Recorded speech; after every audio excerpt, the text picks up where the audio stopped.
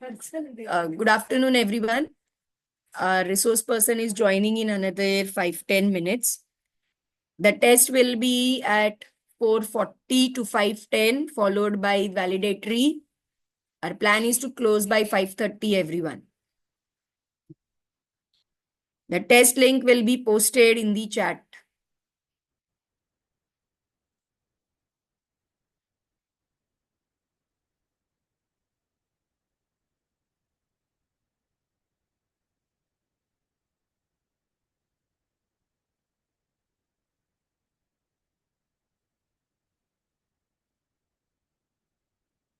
Then you all can join your cell phone and you all can keep the camera on of your cell phone.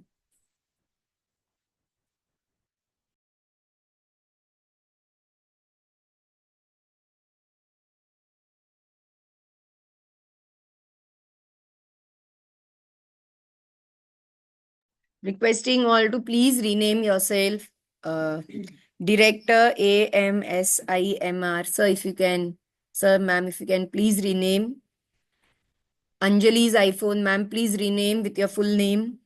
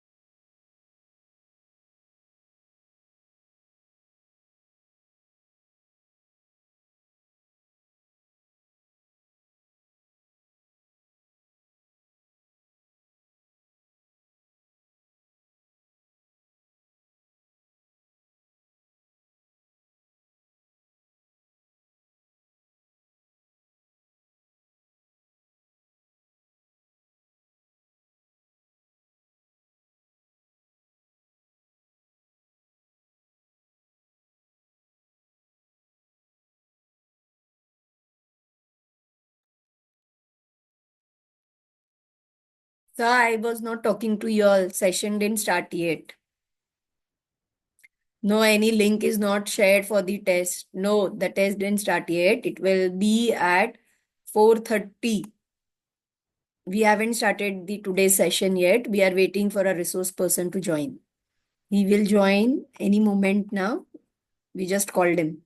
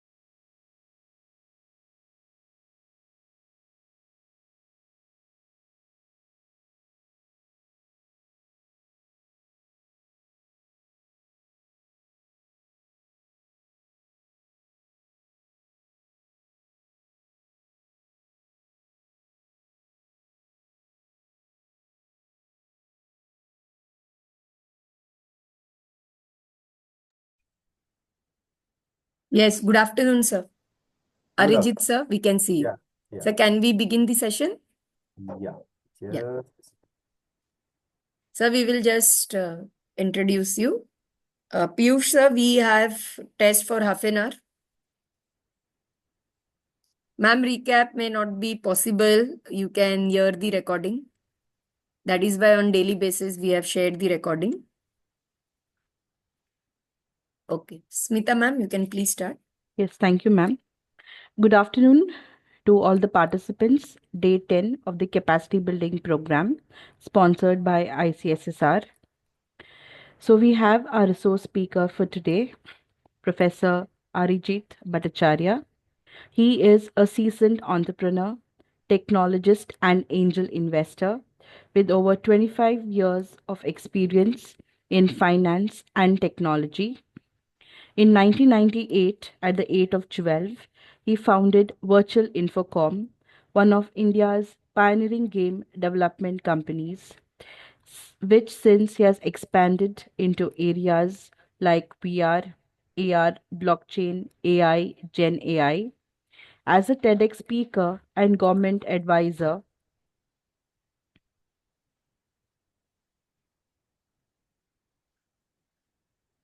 Arijit has conducted numerous workshops on deep tech, AI, encryption, game development, and industry automation for Fortune 500 companies, Navratna enterprises, and global universities. He has mentored over 6,000 startups, across 97 plus countries, fostering international partnership and supporting sustainable development. He also founded the World Leaders Summit, an international business club with members over 95 countries. He's an accelerator program and fund aimed at nurturing successful startups. He has a multifaceted approach, blend technology, education, innovation, and funding to drive urban planning and smart city development.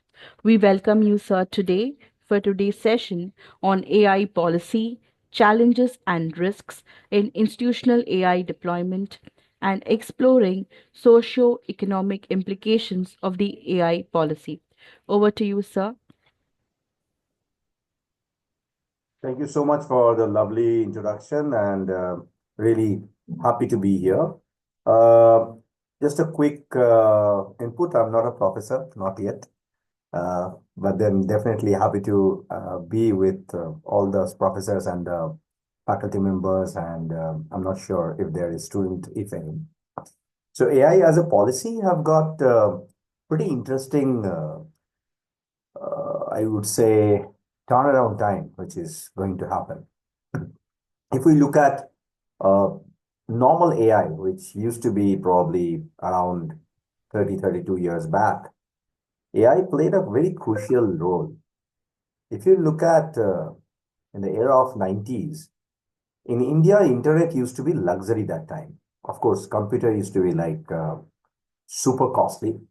It used to be dial-up connection. Eventually, people said probably this is going to change the entire mankind. It's going to sick lot many different kind of jobs away, and people fear. People started marching on the roads against internet. People started saying that computer is going to take away all our jobs. At least that happened in our country. Eventually, the funniest part is we have seen the software growth and the boom, and of course, the hardware part helped quite a bit into this. In the era of 2000, India saw a huge growth of shifting the work from USA or from Europe to India. Interestingly, it increases job. If we look at 2000, 2005, 2006, that time, lot many different software companies, SaaS as a platform, software as a service, they merged up. From that time onwards, artificial intelligence started playing a role into the software era. It played very, very smooth, very sequentially, step by step. It entered through the e-commerce. We started buying online. That time also India saw a different kind of growth altogether. People felt that the traditional way of marketing, traditional way of creating stores, those things will be over. I mean, people will not be able to sustain if they have a normal store or maybe a normal shop. But we understood that online is just another version wherein people have their different choice. People love to see lot many different variety of uh, objects. If I have to buy clothes, I'll probably go to a common marketplace that's an online marketplace rather than going to a shopping mall because my choices will be much more. But then we started becoming smart. We started understanding that customer aura, or we call it as a customer avatar creation, is getting a bit different kind of shape altogether. If as a human being, someone is having a choice, they have a particular choice. Some people love red, some people love emerald, some people probably love magenta. Maybe some people love short dresses, some people love maybe a little bit of bulky one. Some of us have a price sensitivity. Some of us have brand consciousness. So the AI in the back end, it started understanding us as a human being. So customer choice slowly from normal e-commerce portal became a platform where in the back end, the artificial intelligence started understanding us better than us. And that happened in healthcare, happened in agriculture, happened in almost every different part in life. So if I may give you a little bit of idea, 2016 to 2017, those implementation already started. Few years back, we saw a growth of Gen AI. Now, what is the difference between normal AI and Gen AI? Is it a new form? Is it a new culture? Is it a new structure? If I'm not wrong, I was there in IIT Kanpur taking a class of lot many different other IITians about the new implementation of Gen AI. It was 2.5 years back or 3 years back. I still don't remember the exact year. But people fear. Mainly the software engineers, they fear. Mainly the IITians, they fear. They felt probably it's gonna take away their job. In a way, yes. But in a way, it's going to create a new kind of job which didn't even exist. So the exact history of tech implementation, which I gave you, probably in 1998, the kind of job that exist, they don't exist now. So the entire job scenario have been shifted. Now, if I look at the manufacturing units, be that, so I traveled almost 40, 45 plus countries in my life, multiple times for work, integrating with factories, industries, governments. So if I look back that time, and if I take a very close look into Middle East, the upliftment of entire Middle East is happening because they are adopting technology like anything. And without even asking a question, they understood that if they integrate Gen AI inside their manufacturing unit, it's going to decrease the cost of their entire scenario. It can decrease approximate 50 to 60% of their existing cost they are already incurring. Some factories don't even know how much waste they are generating each and every month. Some of them don't even know how much electricity consumption they can save. Some of them don't know if they implement maybe the alternate power, can that be sustainable? So Gen AI is making it happen at the moment. Now, when we talk about all these kind of technology implementation, one crucial thing that comes in mind, is it legal? Is it okay? Can I rely on it? Is it really, really fine that we should adopt the new technology and the law don't have such kind of structure and we can't see any kind of mishap happening? Of course, if there is a new technology, of course, if there is some new kind of structure that is coming up in the market, there will be some amount of people who will do unlawful, unethical activities. So that's probably my topic. So if I may consider myself as a person, as a technologist who have seen the growth and who is been into the growth, personally, I very closely work with several different law firms. So one of the reason is, as a technologist or as an industry person, you cannot escape the balance between humankind and probably the unlawful activity. Now, where exactly we are heading? I would love to give you a little bit of idea what's going on. Long back, I think 6 years back, I took a session in NTPC, Vindhyachal, how to address deepfake. So if you look at 6 years back scenario, deepfake used to be a complete new kind of scenario. I'm sorry? Someone is asking? No, sir, there was some disturbance. We muted the participant. You can go ahead, please. Okay, okay. So that time the scenario was, can we address any kind of deepfake which is probably become a threat? Now, if I look 2024, 2023, deepfake became very normal. out of fun, out of love. Common people, they put their pictures, uploaded it into some XYZ website to make themselves as a 3D character and maybe look like some of their very close celebrities. Without knowing the facts, some of us recorded our voice and then uploaded that into some unknown server or known server. It doesn't matter. But we forgot very basic thing. What about GDPR? Now, this term probably in India is not that very active, but this is called General Data Protection Right. Under this law, if somebody is asking about your name, your details, your date of birth, even your signature, or maybe your bank details, there must be a GDPR which needs to be defined from the particular organization's end. Example, let me finish this and then I'll come back to the AI legal part so that you can connect the dot.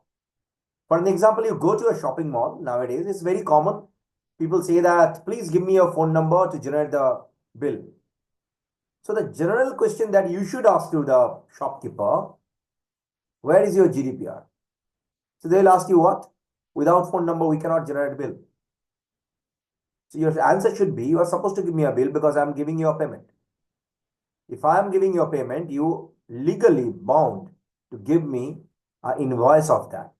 Be that physically, be that as a soft copy. And I don't believe in the soft copy because I need my hard copy.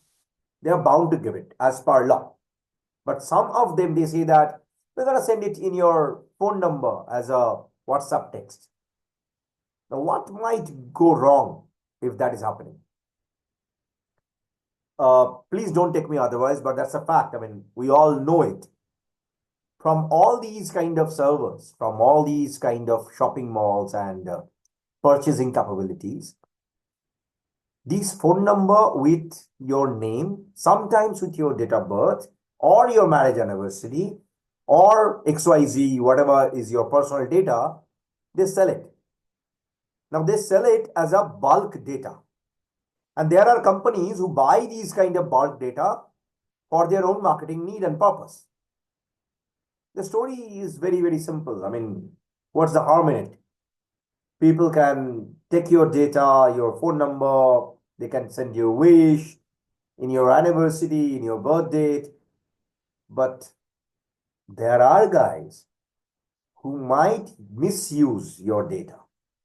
If some person knows your exact name and your date of birth, think when you put your email ID, you always put your date of birth over there.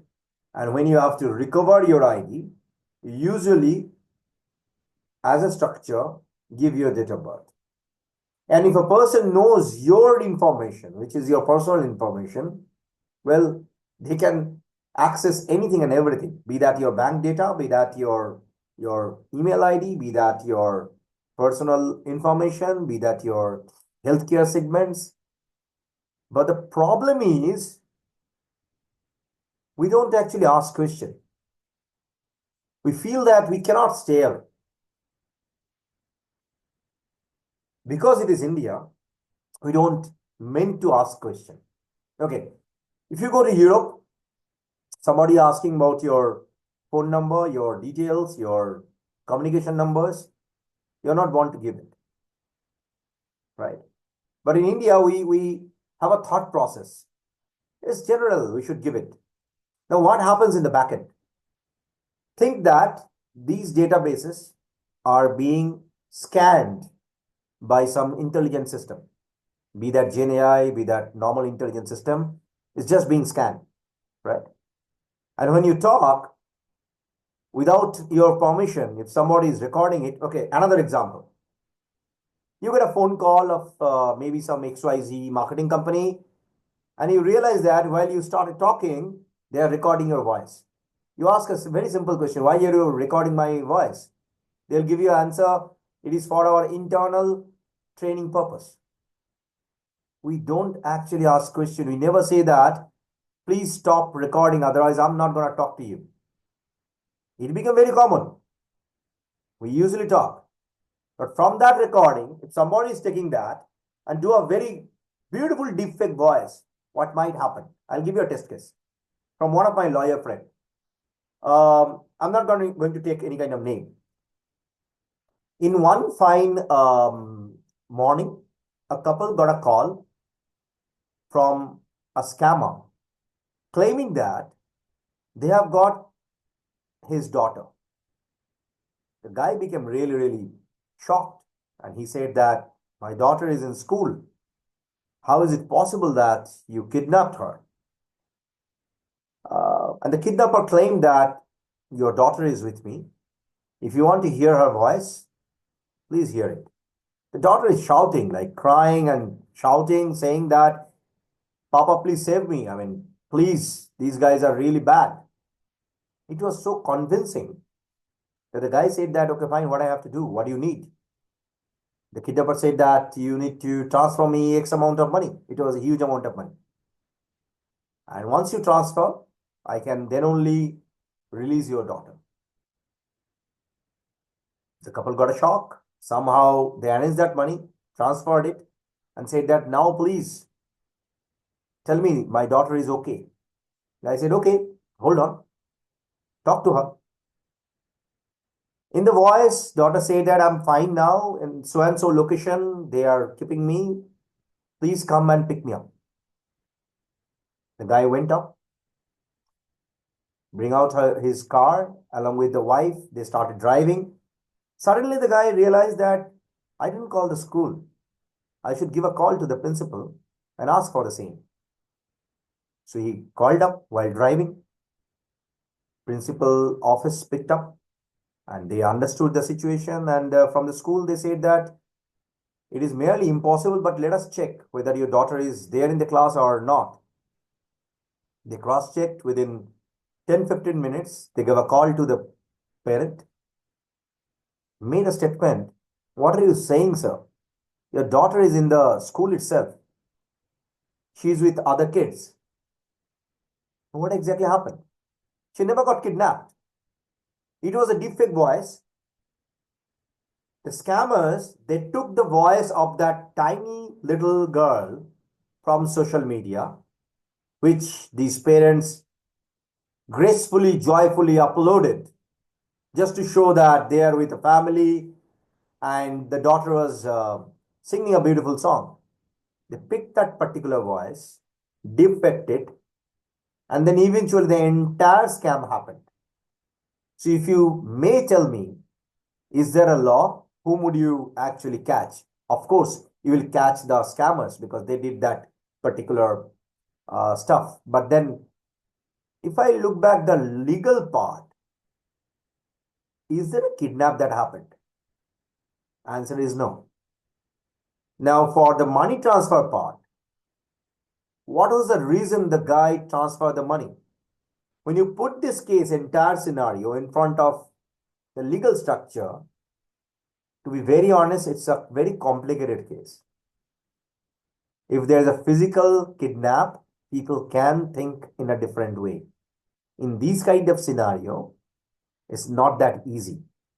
So if I may define the legal part of AI, there are two different kind of structure.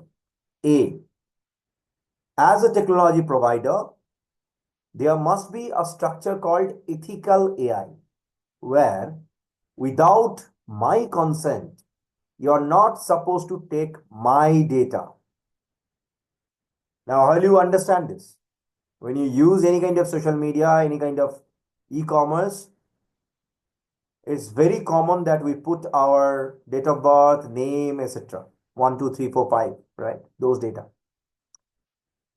In a legitimate, proper, structured social media or probably a very structured, well-known e-commerce portal or maybe a shopping cart, they have a very strong General Data Protection Act. If it is defined, usual thing is, if there is any kind of scam happening, you can issue a case against that particular platform. If it is not defined properly, but you yourself is doing those kind of activities, whom would you actually say something is going wrong? if there is something is going wrong. Legally, you cannot do it because you never ever read those agreement, terms and conditions and made an agree. You just didn't read it, just put tick, said agree. So the legal structure is nowadays changing. There are policies which is coming up where as a normal customer, you have an option to say agree or not agree. Earlier times, it used to be different. If you don't agree, you're not supposed to buy anything.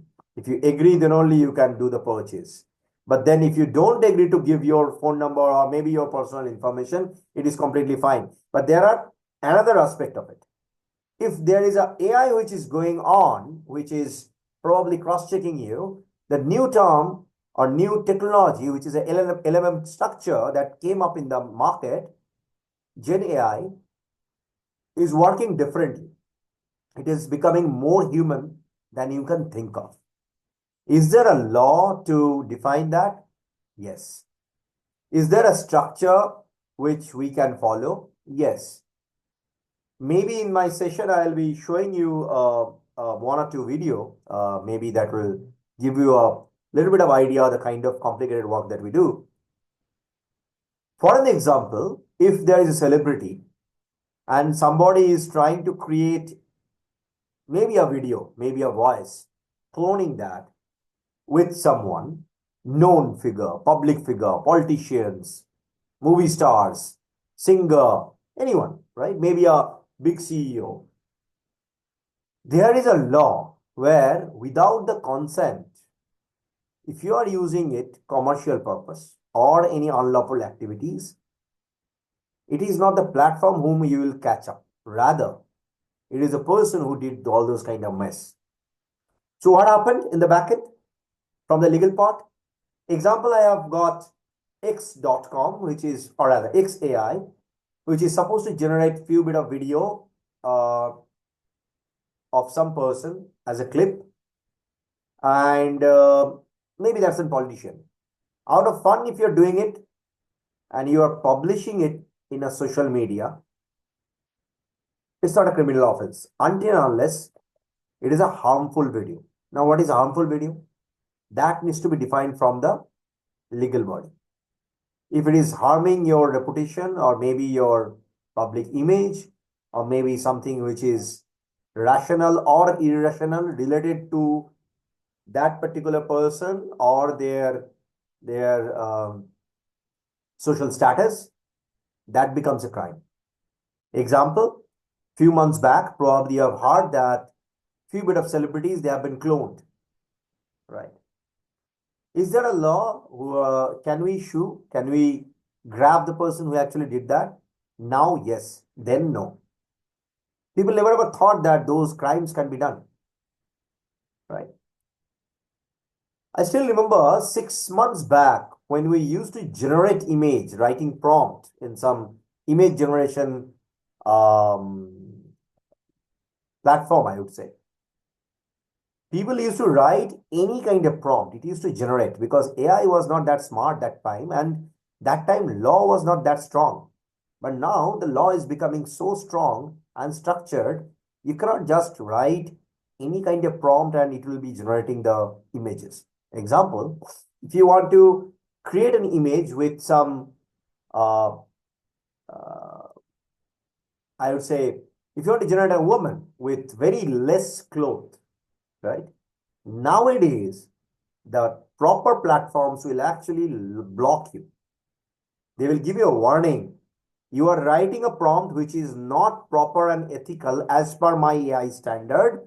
So please don't come and try to generate for next 3 days. They will block you for 3 days. If you try to do that for 2-3 times, they will just block you away. It was not there earlier. So is it that AI is becoming smart? No. The answer is the human mind who is generating that entire structure, they are becoming much more smarter. Example, till date, in GenAI platforms, if you want to do fighting, if it is a proper fighting as a sports, you might be able to generate those kind of videos. But if you want to slap someone or maybe kill someone or maybe stab someone, you cannot do that. Is it the AI doing this? No, because of the law, they are bound to not to create such videos. Now, maybe in your mind or my mind, we want to do some kind of fighting for some movie sequence. But in general, those platforms cannot allow you to do that because there will be some nasty people who might generate some kind of video that maybe Putin is stabbing Narendra Modi. Yeah. And it becomes so real, people might believe it. So, in general, nowadays, as a legal policy, these things are happening. Second, most important part, these are not about videos, but if you look at industry as an industry standard, if you remember, I told you that nowadays in Middle East, in Europe, or maybe in Southeast Asia, people are adopting Gen AI to optimize their cost. These are a huge number of data. Okay, I'll try to give you an example. Okay, let's take an example of an aluminum factory. They generate good number of waste every month, every quarter, every year. They never ever calculate whether that can be optimized or not. Imagine a situation that utilizing Gen AI, we optimize it, make it as a structure. But then if the company who is doing all those kind of technical implementation, they don't understand the legal boundaries, what kind of data they should pick up, and then where it should stay, that might be a challenge. Number one, the factory owner don't have a proper structure. He's asking the technology consultant to optimize their bill, safeguarding them, but then maybe that consultant is not that legal savvy, I would say. They kept it in some shared server, not even a very structured top 5 servers which we know in the market. They just kept it in a shared server, and somehow some data leak happens. It's a huge mess. So who will you catch up? Of course, this solution provider. But is this guy responsible for the crime? That's a big question. So nowadays, each and every country, I mean, I'm talking about the smart countries, the top tier countries, they are creating their own country rule about new Gen AI rules, new gaming rules. Interesting fact, 2-3 days back, India got its own rule defining what is betting and what is gaming. I'm not sure how many of you know that. I'll shift a little bit. This is interesting. For last 20 plus years, I have been shouting that gaming is not betting. In the sense, if you bet, if you do all those so-called quote unquote fantasy games, in gaming world at least, we call it as a betting platform. You are doing real money betting with basically Jua. Please, let's accept that fact. But as a structure, India government kept betting and proper gaming, wherein we never ever deal with real money, as a one common law. So as a structure, we have to evolve. So now we have a new law. Betting became different than gaming. So in India, now the Gen AI laws are also evolving. Very soon, probably we will see how things can be materialized and how this GDPR law is taking a shape. And that's a very crucial thing. Very. Like for an example, okay, maybe educational institutions don't deal with such kind of stuff, but I'm not sure how many of you usually get a call from mutual fund companies who is trying to sell mutual fund to you. Please raise your hand. One or two will be fine. Are you getting calls from so and so company that some finance company is giving you a call? Thank Dr. Lalima. Thanks, Srikanji. I'm sure that a lot many of you, I mean, all of you are getting these kind of calls. From where they are getting this data? They're getting this data from the bank. I'm so sorry about this statement. Might be some banks will be really angry because of this statement, but that's a real fact. What happens? We all are getting such calls without even our consent. We never said that we need XYZ service, but they are taking the number from the bank itself, understand how much money is there in your bank account, understand your capabilities, understand the FDs and the RD and all those investment that you have done, maybe some of the LICs that you have done so far, because as a human being, it's a tendency that we go for an auto mode payment from our bank account to some of those LICs or some of those mutual funds. I mean, we have a tendency of forgetting things. So we usually keep these things as an auto mode, which is completely fine as a human being. From banking system, it is also fine. But these guys, they understand if they buy the bank data, they can understand maybe the human mind much more better. Now, what if they keep all these data after buying it from the bank to a GenAI system, calculate the income level, understand the choice and test and preference. How many times this guy is going outside of India? How many times he is getting visa? How many times he is buying flight tickets inside India, outside India? So this must be XYZ kind of spending capacity. You have got extra amount of money. Can I call these guy and say that, would you like to invest through us? 1, 2, 3, 4, 5. These are the option and choice. Now, this is really crucial.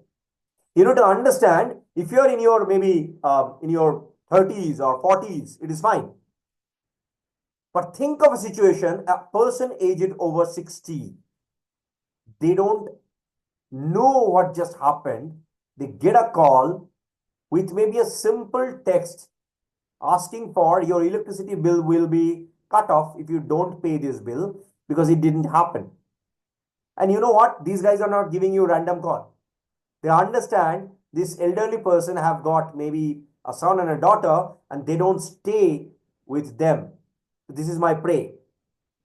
And if I give a call to this guy, I can snatch any amount of money. I have seen multiple of these kind of scamming that happened.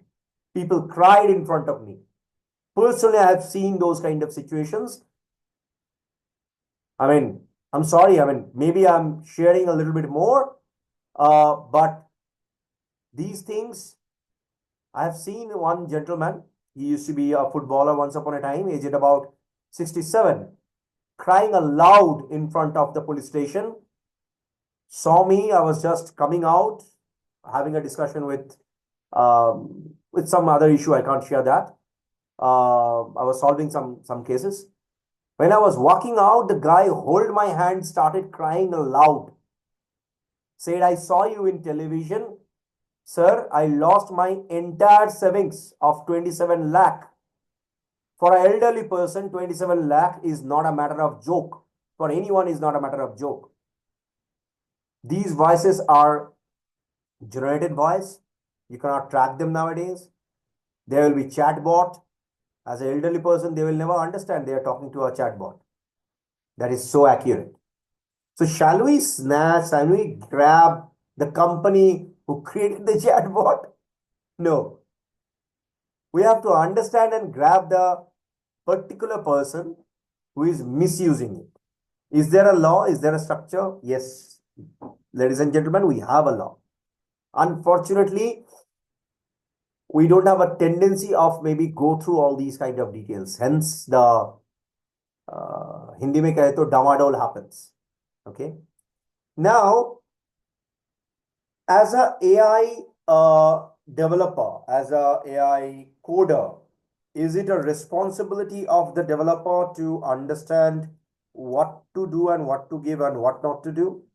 Things are evolving much more than we are thinking of. In today's time, a proper structured company, at least who are senior companies, not acting like a fresher, their software architecture are becoming much more strong and structured. Okay, if I'm speaking in this Zoom have got an AI as well. It has got an AI companion.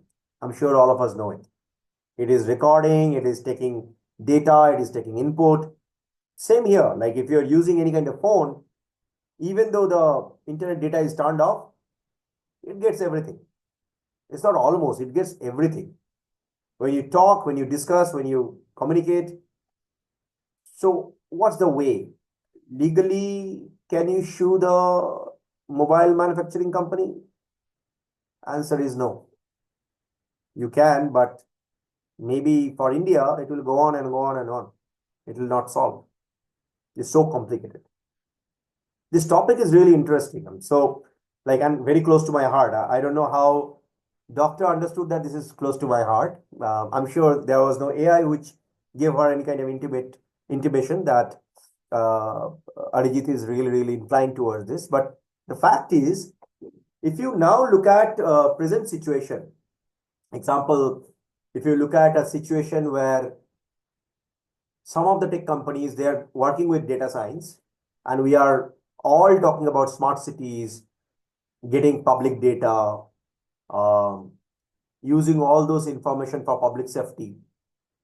These things are happening in various different parts of the world. Let me shift a little bit from India to some parts of the world where you can maybe understand how things can be materialized properly, legally, and ethically. One of my very close to heart country is South Korea. I often go there almost every year. We have a setup, we have partnerships, we have friends. Now, why I love these countries, like very, very far. People will say that, oh my God, out of the blue from US, you're not going there, you're not taking that example, you're taking example of Korea. Well, if you go there, you will find out the entire city or beyond the city, the entire country, I would say, is totally connected with internet. Multiple different metro lines, several different bus, thousands of car, and huge building. If you know how to move utilizing the public transport, you're the boss. You can go anywhere. But your data, when you travel, they don't share it to any public anywhere. For an example, if as a foreigner you're going there, you scan your passport, you enter into the country, you're probably using any kind of public transport. Before you do that, if you have a public transport card, which you can easily get by showing your ID, it will understand whether you are a tourist or you are working here or you are a Korean, right? How it is going to understand that? Because there is AI which is working in the backend. Be that their defense, be that their police, be that their normal smart city solution that they have. When you walk on the street, there are cameras, there are smart traffic system. Soon, we will see in smart cities, not even in Korea, maybe in Middle East as well, you will see that drones will actually cross-check you and verify your understanding. Crime rate in Middle East much more lower than any, okay, example, Dubai. Crime rate is literally like lower like anything, okay? You cannot do any kind of crime publicly on a road. You cannot probably kill someone because there will be a camera, there will be drones, and you will caught up very easily. Do they take these data and then sell it to some third party? As per the country law, they can't. They don't. Can we have such kind of law in India? Answer is we should. Why don't we have such kind of GDPR law in India? Till date, more probably we didn't felt it. I know, I'm not going to take names, but I know entire area, office areas, where probably hundreds of people, they work in scam sector, they're getting paid, they get incentive if they get a prey. I'm not sure how many of you know that. Their job is to find out a person whose public choice and their activities are being recorded very, very easily. So how we can protect ourselves at the moment? Of course, this is a sweet question from anyone's mind that, okay, as a normal public, we just put a healthy moment, a happy moment in our social media. It's very common, right? How would this gentleman will understand their daughter's voice will be cloned and he will be scammed, right? It was a very common thing. But as a legal structure, nowadays, if you are using any kind of kid who is not adult or children in your video, okay, number one thing that Meta did, you cannot monetize that. Number two, if those kind of voice or maybe even a child is crying, those kind of voice is coming in your video or in your voice, they will immediately send you a notification. If it is an updated system in your mobile or in your computer, you will get that, right? So things are changing. So better as a human being, well, we can maybe put some picture, happy moments of birthday. But is it necessary without maybe a reason having a recorded video of son or daughter and then place it in the social media? What will happen? People will like, so what? Or dislike. How does it affect in your normal life? If you're spending time with your family and that's an happy moment, be happy. Why are you keeping your data in front of the public to do some kind of morphing job? Is there a reason? Let's ask us ourselves about this. If there is a sports, you know what? I know that maybe some of you will tell that this was a very normal, common gesture. We do it without even thinking of it. But sir and madam, I'm so sorry. There are smart, digitally equipped scammers nowadays. They don't enter in your home by maybe breaking your lock and key. They enter in your life by entering into your social media and your activity that you're doing. Number one tips. If you're traveling somewhere, like I'm traveling from one location to another location, don't do it on time. We call it in technological world just in time. Don't do it. Example, if I'm traveling from Calcutta to Delhi tomorrow, my update will come 7 days later that I'm traveling. I don't do that. Personally, I don't do that. Why? The thieves will know that I'm not in home. Or you keep your social media as private and do it happily. Now, why you usually do it? Actually, why people used to do that? Maybe some more people who is there in that particular city, maybe if I'm traveling in Delhi, they will know that I'm in Delhi and they might give you a call and we can maybe have a cup of coffee and having a discussion together. That was usually the reason. At least I used to do that earlier times, like 8 years back. But for last 8 years, I never ever do just in time. Maybe that's a small tips that you can get. That particular AI will become a bit of confused because the AI is actually an idiot. It don't have those kind of human mind. Okay. AI will not give you direct call that, okay, Arijit, you are now in Delhi. Can I meet you? It will become somebody else. But you know, you're not in Delhi. You did that after 7 days. You will immediately will understand that this is basically not a normal call, but something else. Second tips. If you want to put your date of birth in some maybe not recognized portal, kindly don't give your real date of birth. Third, the biggest tips.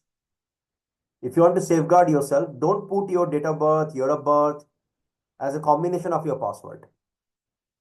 Nowadays, it's pretty easy to break anyone's password. There are intelligent programs. You just put the ID and that will give you 2, 3 different options. It will crack very easily. But it won't be able to crack your password if because it is in a algorithm, a particular algorithm, and I know what kind of algorithm they're using.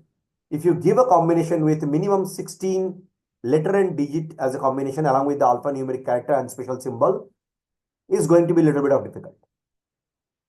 So these things maybe as a general person we can adopt. Furthermore, if we go very deep into IP law, with normal legal structure, with AI, something comes as a intellectual property rights. Okay, interesting question. If you generate any kind of video in some free free AI video generation portal, who holds the right? Till the time you pay, you don't have the right. Example, There are portals who is asking you, okay, please come to our portal. I will allow you to generate 3 different videos each and every day. Initial time, you felt, wow, this is great. They are giving me free. But suddenly they will update their terms and condition, making a statement. If you are using this video for any kind of commercial purpose, copyright belongs to us. You're not supposed to make money. We are supposed to make money. But if you pay the subscription fees, those videos you can use for any kind of purpose, be that commercial or be that your personal use. So second thing, regarding AI generated intellectual property, if it is a paid tool, you are happy, good to go, take it forward. If it is not paid one, you're using it for free, you want to put that in some social media, be careful. Sooner or later, they will send you a legal notice by making a statement, this is my property, you're not supposed to use it, and you have to take it down. Okay. Another small segment in AI, which is probably going to help lot many of you. Nowadays in education, we use artificial intelligence, GenAI specifically, for new generation education system. We use augmented reality, we use data science in the back end. Example, if as a kid, he or she is 3 years, he or she is in class 3 standard, you can understand their mindset and their taste and preference, and the AI can predict and tell that this kid is going to become a doctor, maybe an engineer, or maybe an athlete, or maybe an artist. Now, these things are predictive analysis. Is it perfect? Is it so accurate as a system? They might tell you this is accurate, this is so perfect that there is no question, you cannot deny it. But one basic thing, which probably we forget lot many times. Predictive analysis works till the time human mindset as an emotion is evolving. A kid's career in class 3 standard, the mindset, eventually his or her own thought process, maybe in the age of 17 or 18, might be completely different.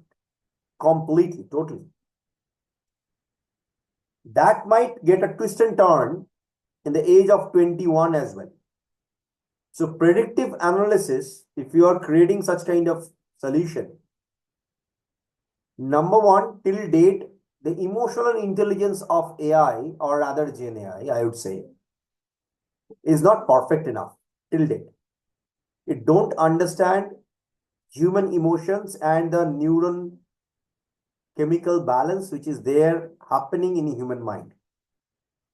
And till date, there is no law which is making a statement that you cannot give such kind of answer to a kid directly. Rather, you can give 4 or 5 different choices and should write a statement that things might get changed after XYZ years.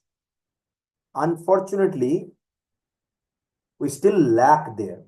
Am I making sense? Example, in your university, maybe the first year student who came, we do a predictive analysis from some XYZ company, and they're saying that this guy is great in logic. He might be fit for 1, 2, 3, 4 these kind of jobs. Suddenly some upliftment happened in the kid's life when he is in 3rd semester. And suddenly the growth of the neuron became different. That analysis will never be perfect, because till date, well, there are systems. I am not denying the fact there is no system, but till date, it is not 100% accurate to define those kind of predictive analysis. In factories, in manufacturing units, in waste management, in maybe agriculture, these things are there. Things are happening. But in human brains, number one, we don't have a law. Number two, it's not perfect. Even though if we have a law, Well, why we need law over here? With this predictive analysis system, somebody said that you will become an artist. Guy felt that, okay, fine, I'll become an artist. He is not studying anything on maybe mathematics or statistics or chemistry and physics. He is concentrating himself on arts only. Somehow, it has been seen, maybe in next 5 years later, that the guy is great in physics and mathematics. But because of that choice, his career became completely different. Now there is no option but to cry or maybe accept the fact. We have to have such kind of legal structure that these statements of this predictive analysis should have a statement below with a proper notification that this is not perfect and things can be evolved. I think with this note, I will finish my basics about IP. There are actually, if I go deep, there are many things which maybe I can share. But before I do that, I would love to open the floor for Q&A, and if you want more, maybe I can continue for sure.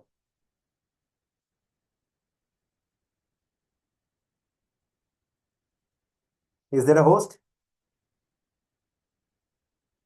Hello, sir. Yeah. Yes, sir. We can have a question and answer round. Happy to take any question, and then eventually maybe I'll share more. So how can we save out of that scams and all? Because everywhere, wherever you go, and simply as you mentioned, if we are giving details to our bank also, so bankers also not trustworthy. So how can we save ourselves to not to caught in that such kind of scams? First and foremost, you need to ask for the GDPR law, which they have. You have to read it and then act carefully. Point is, we don't ask. Sorry, madam. Even in bank, they have that law. They have the rule. So you have to ask. The guy might show impatient face by making a statement that they don't understand it, but there is a law. And there is a structure and there is a statement which is there in the branch itself. Read it carefully and then eventually sign the document. Thank you.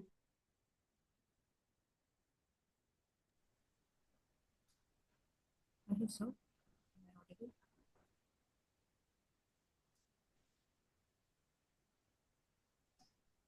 Hello, sir. Yeah. So there's a question posted on chat regarding cyber laws and any provision governing the AI. Can you read the question, because I can see 15, 16 different questions. Okay, we have cyber laws in India, but it doesn't have any provisions governing AI, when and how it will come. No.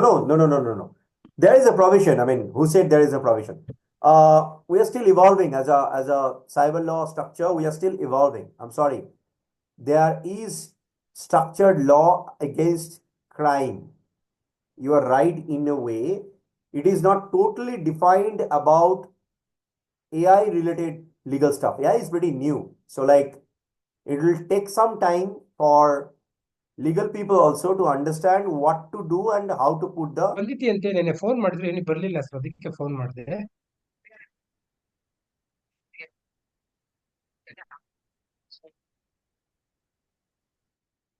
ನಾವೆಂಗ್ ಹೋಗಕ್ಕಾಗುತ್ತಲ್ಲ sir, ಅದಕ್ಕೆಲ್ಲ ನಾವು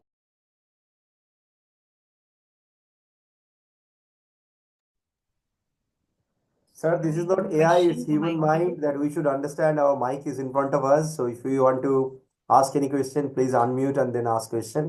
If there is no question, kindly mute yourself. Otherwise, I'll feel that you are asking to me. So I'm not AI, I'm a human being. Sir, may I? Yeah, please. Sir, I have a very simple question that. Ma'am, I can't hear what you. should- Could you please a little bit loud? Can you hear me now? Can you hear me now?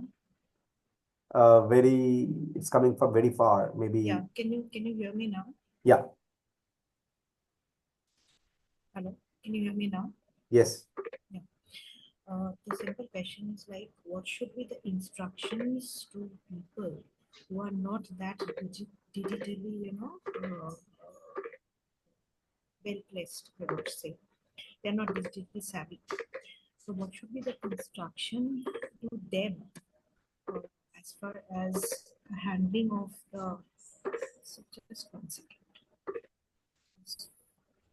Okay, first and foremost thing, there are, As far as the handling of the calls, fraud calls is concerned. That's my yeah, question. right.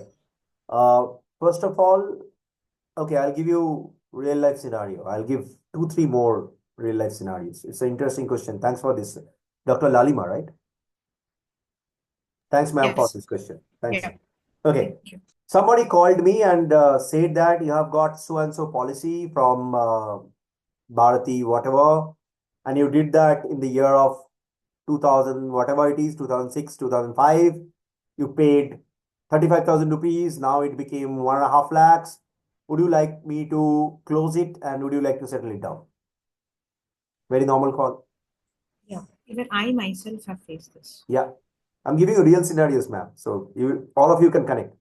Now, the gentleman or the lady, they felt that it might happen that I did some policy. Who remembers that? Okay.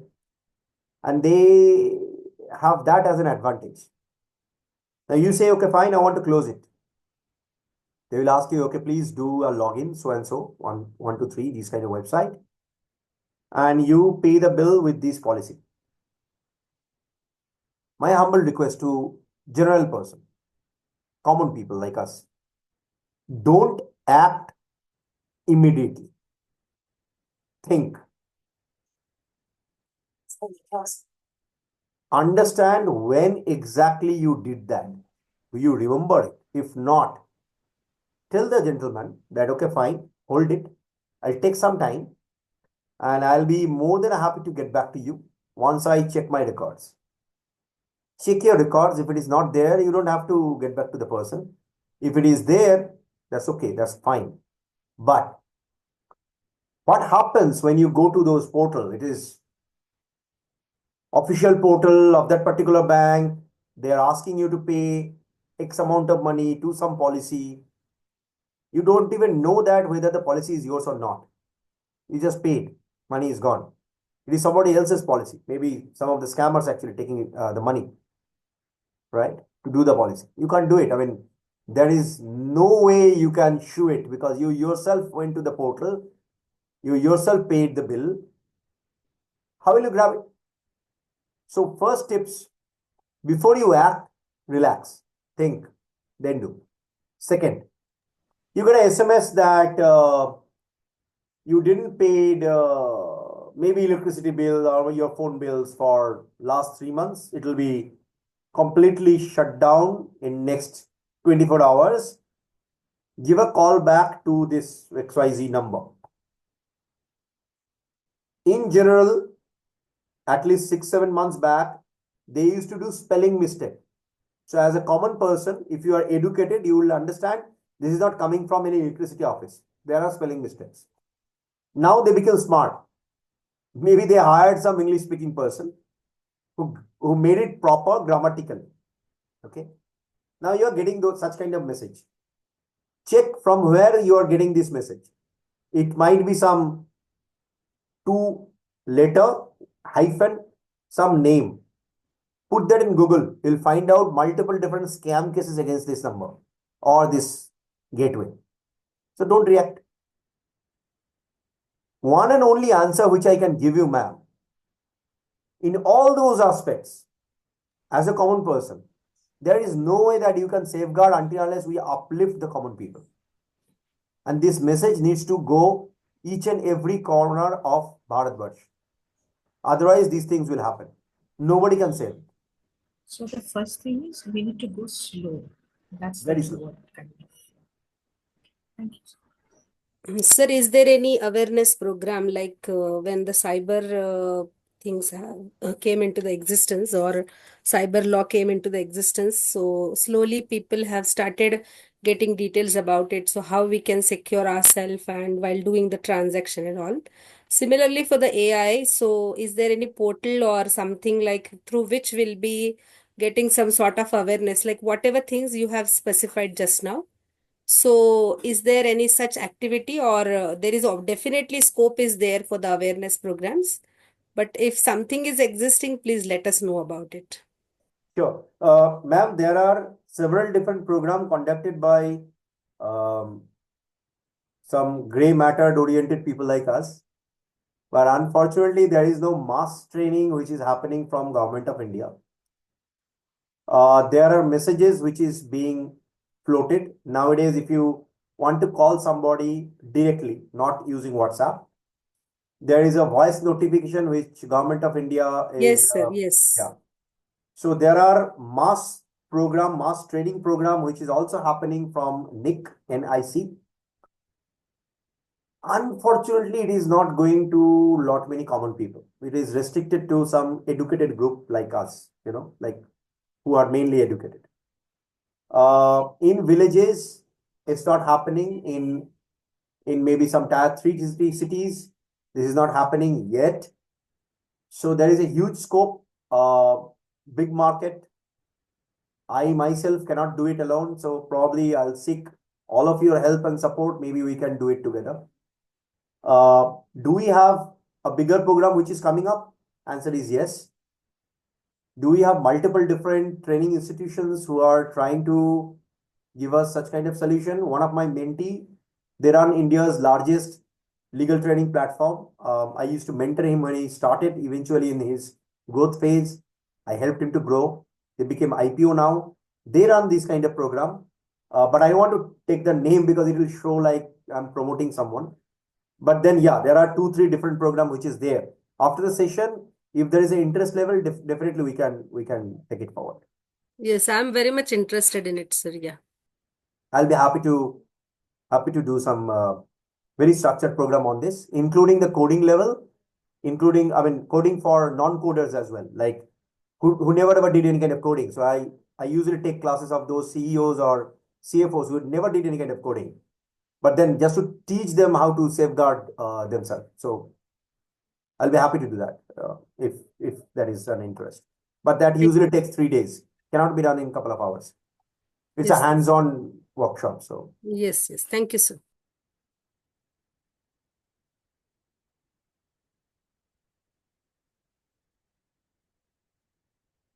but I'm happy I'm putting my credentials into the chat box. I can see several different questions came when I was speaking. So this is my Insta. It's Origin in. That's my X. Origin Games. Probably ma'am have got my LinkedIn, but still I'll share my LinkedIn. I'm more active in LinkedIn and I'll be happy to touch base. That's my LinkedIn. Regarding Meta, this is my Meta. Give me a moment. I think to you in LinkedIn. Is it? Let me check once. Am I allowed to share one video? Yes, sir, you can share. Give me a second. I forgot to share this. I just made yesterday night. Give me a second.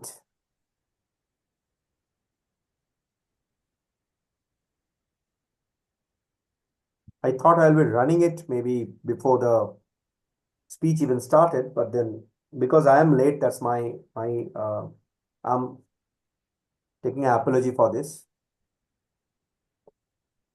Being a serial entrepreneur and then eventually taking time sometimes becomes a little bit of difficult, and somebody in my family is giving Excuse me, sir, such can I an ask one example. question? Yeah, please. So, like you have been to so many different countries, and just now you have explained about the South Korea also. So, just wanted to know which is the country which is having fully developed laws and regulations for AI related crime. US, Korea, Japan, Dubai is coming up, but soon they will be stable probably in next 1 or 2 months. Dubai is not a country, but it's a city, but I would love to take it as an example. Hmm.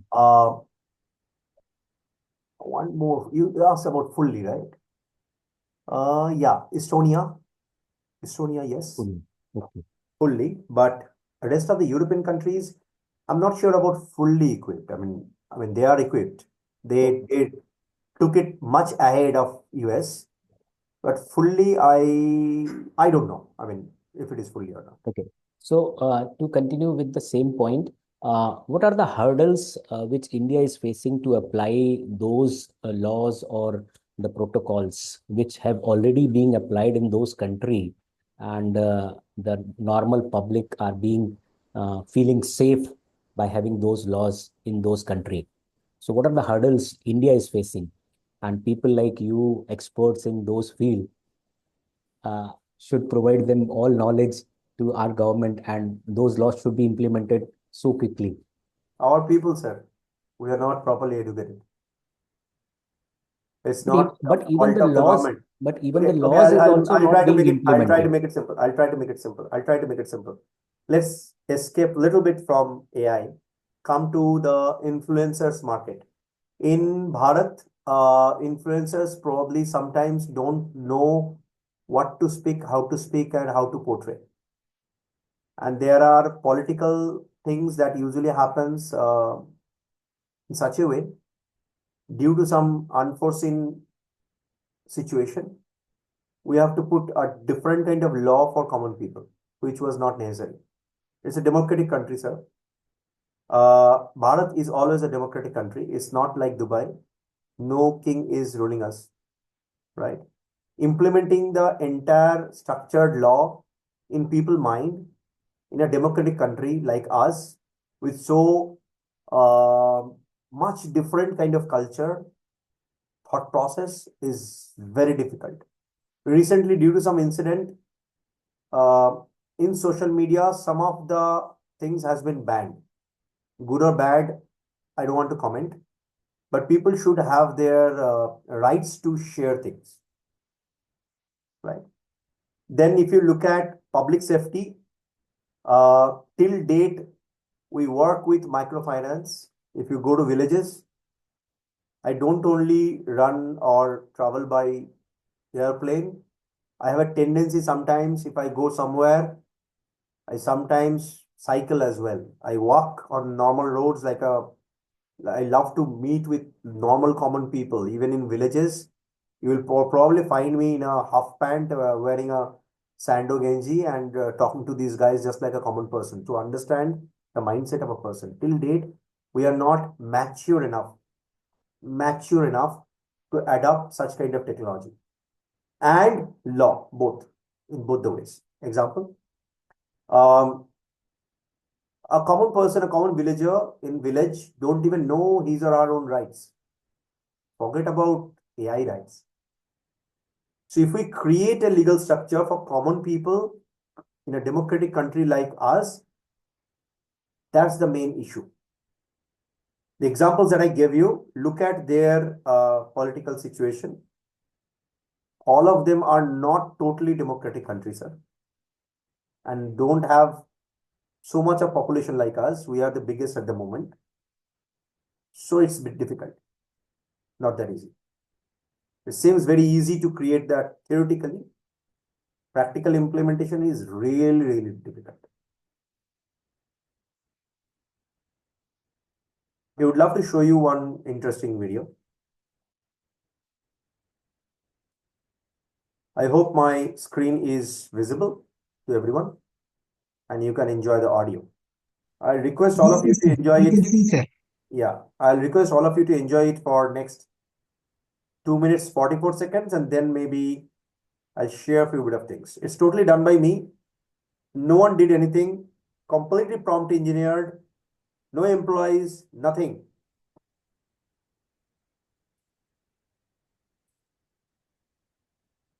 Sir, there is no audio. Audio is in my end. I don't know how it's not Sir, going you to. have to share the sound. I shared the entire screen. No, no, no. Like you have to share the sound from the settings, sir. I did that. We cannot hear the audio, sir, but Okay, hold on.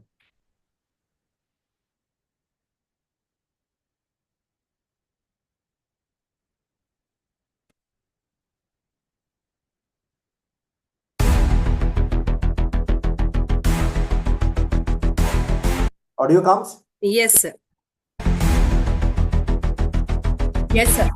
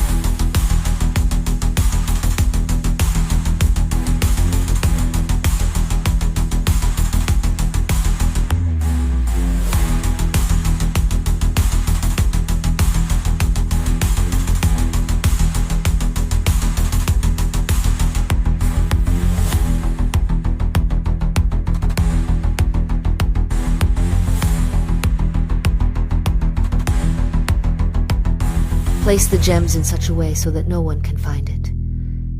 We've to stop Ashwathama.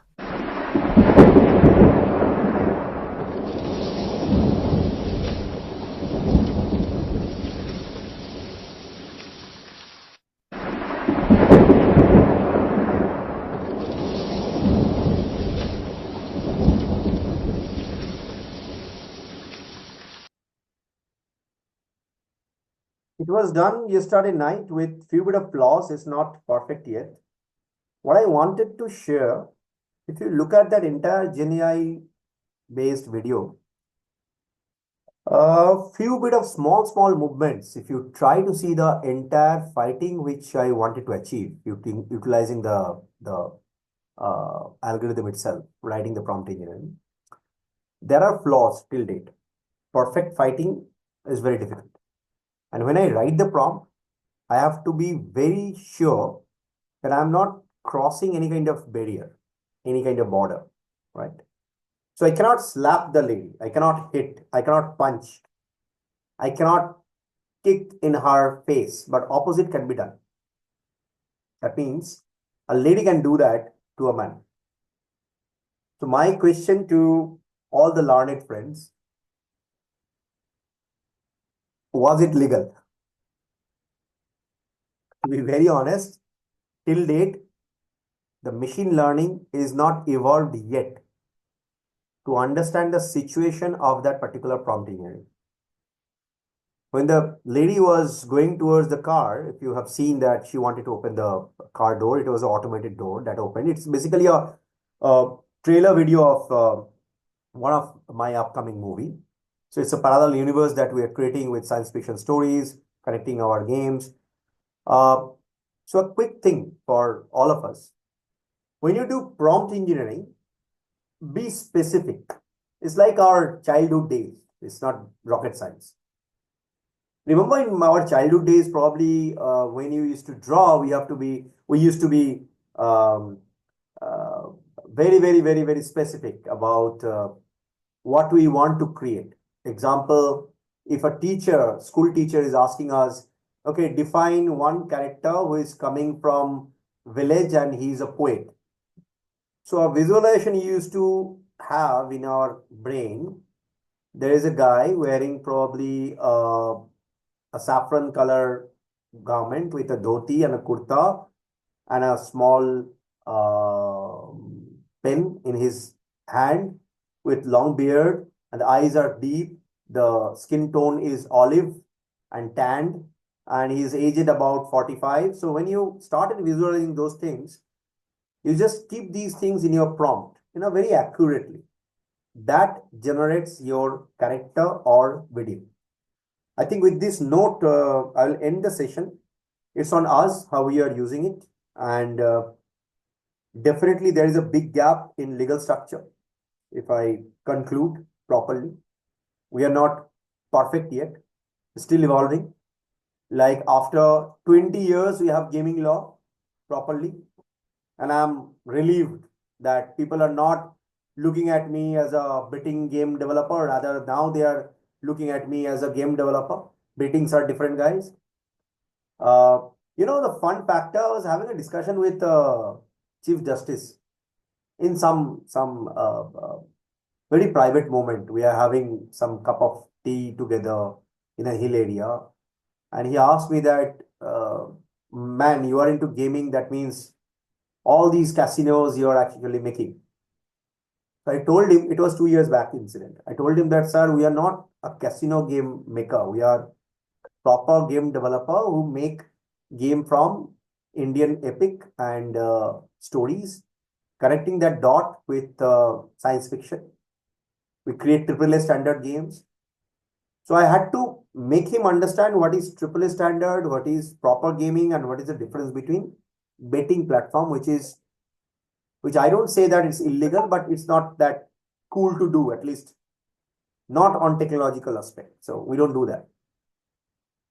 So likewise, maybe in next 1 or 2 years, we'll see a lot of different changes that is happening in AI, be that from developers end or from the users end. Please be ready on that. Quick tips, as I said, don't act so fast with those kind of calls or social media activities. It might happen that your social media is being compromised. Cross check and verify what all details you have given. Try to put some very strong password and two-factor authentication in all your social media accounts. Try to use as much as paid tools as you can. Then you have the power to, if any mishap happens, then you have the power to ask questions and go for a proper legal case. If you're using it for free, they're not bound to give you any kind of answer. That is their agreement, which you already signed and agreed and put a tick mark and said yes. So with this note, I think I will end, and happy to maybe connect in some distance time or in near future. Thank you. Thank you so much.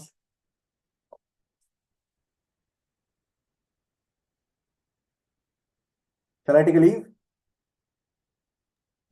Sir, are we taking a break or you are ending your session, sir? I can come again, or like. Yes, sir, we can take a break for 10 minutes and 3:40 we can start and we can close by 4:30, sir. Yeah. Okay. Yeah.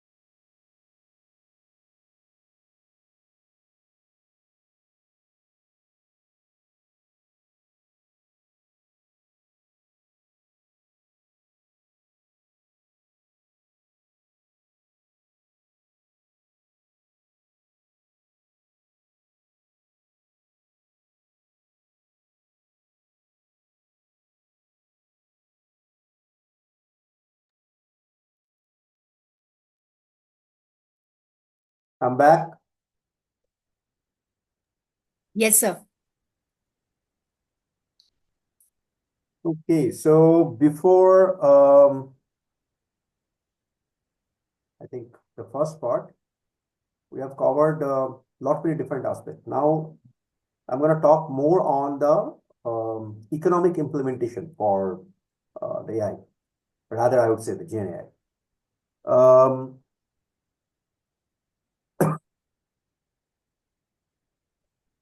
Maybe in the first half, I was talking more on a very basic aspect that 10, 20 years back, the kind of job we used to have, nowadays we don't, I mean, those jobs don't even exist.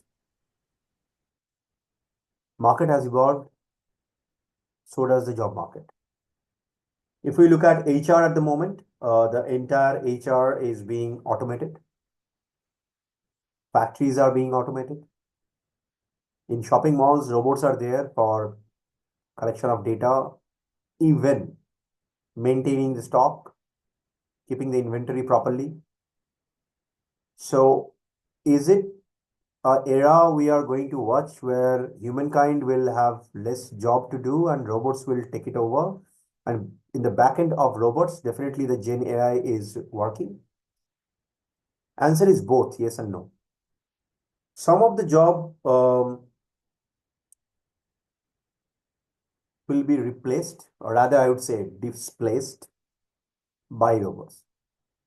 And that is needed. Example, if you look at Arabia, in Saudi Arabia, because of the dust, in earlier times, people used to use human to clean all those dust. Imagine a situation, it's a 50-storied building, not going beyond that. And you have to clean the glasses. So there is a risk of labors. They have to clean it from that height and there are accidents. It happened many a times. Nowadays, we have something called cleaning robots. Now, these cleaning robots, they are going up and they are cleaning all these dust. It is happening in several different other places as well. Example, if I go to the Nordic countries, example, Finland, Norway, Baltic region, in those areas, machines are doing a lot of hard work. But these machines are not automated machines. There is a person who is actually running it. So if you look at the entire shift from normal human being who is being used as a slave or maybe as a person, I don't want to use that term slave, to clean those maybe snow or dust or anything. Nowadays, machines are doing all those kind of crazy job, but there is a human who is running the system, running the machine. It actually uplifted the entire scenario. So you need smart workers nowadays. You don't need people with no brain. Rather, you need brainy people who can run these machines. So two things happened.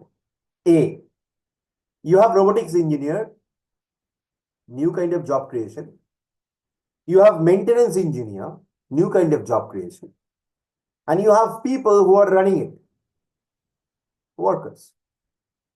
Again, it actually increased another layer of job creation. Yeah. So like in manufacturing, logistics, even the white collar job, the automated replacement of humankind is doing the hard work, but the smart work is done by the smart people. So now our next 5 years is not the era where we should feel that my ancestors used to be a cleaning guy and I should continue it as a career. Rather, it is time for you to update yourself, update your knowledge, and be the person who can run these systems. System, I mean to say these robots or bots. So, data science, human AI collaboration role, it is increasing job. It is going to increase more job, but updated, upskilled job. So robots are not going to take away our job. Rather than, if you upskill yourself, there is a possibility and a huge possibility that your recruitment will happen in a different way altogether. Yeah. There is a huge impact that is happening on SME and startups. I mean, purposely I give a break because the first half we're talking more on legal part, AI implementation, those cyber criminal activities. And this session, I'm more taking the second layer, which is the economic implementation and a couple of other things. As a human brain is easy to adapt. Okay. So SMEs and startups, they are going to see a huge shift. Huge, I mean to say huge. Think of a situation. Someone is a SME. They are running a garments company. Okay, garments company, and they don't manufacture. Rather, the organization is recruiting some of the artisans. They give the order, and they used to get little bit of traction from the market. They used to hire models, photographers to do a photo shoot about their product, used to create a catalog, used to share that utilizing all those social media channels. Some of the people who have got a little bit of money, they started doing video ads. They used to throw that ad in social media. They used to throw that ad in some TV if they have more budget, somebody raised capital. So, like, they can afford that. But in today's time, utilizing GenAI, they don't have to do all these kind of things if they are smart enough.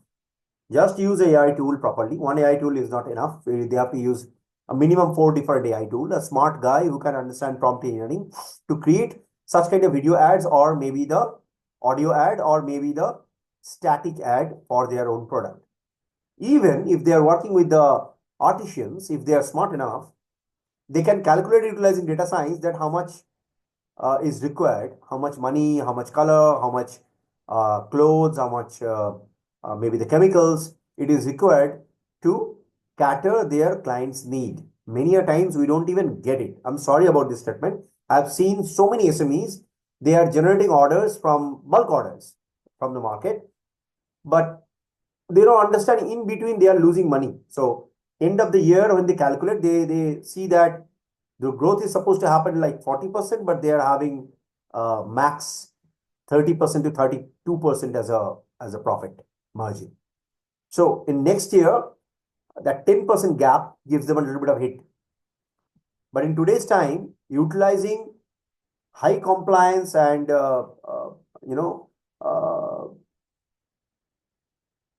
optimizing cost, calculating those kind of waste, perfectly utilizing their own assets can be possible if they use GenAI properly. It is not only video. It is on the real implementation and the activation factor of their own assets properly. Globally, there is a AI competition happening. The countries with robust AI policies are actually leading the AI-driven economics. Okay, Taiwan, small country, maybe smaller than a couple of states of Bharat, doing fantastic, bringing global leaders, multiple different manufacturing. Look at Vietnam, Laos, for an example. Laos is not updated yet, but look at Vietnam.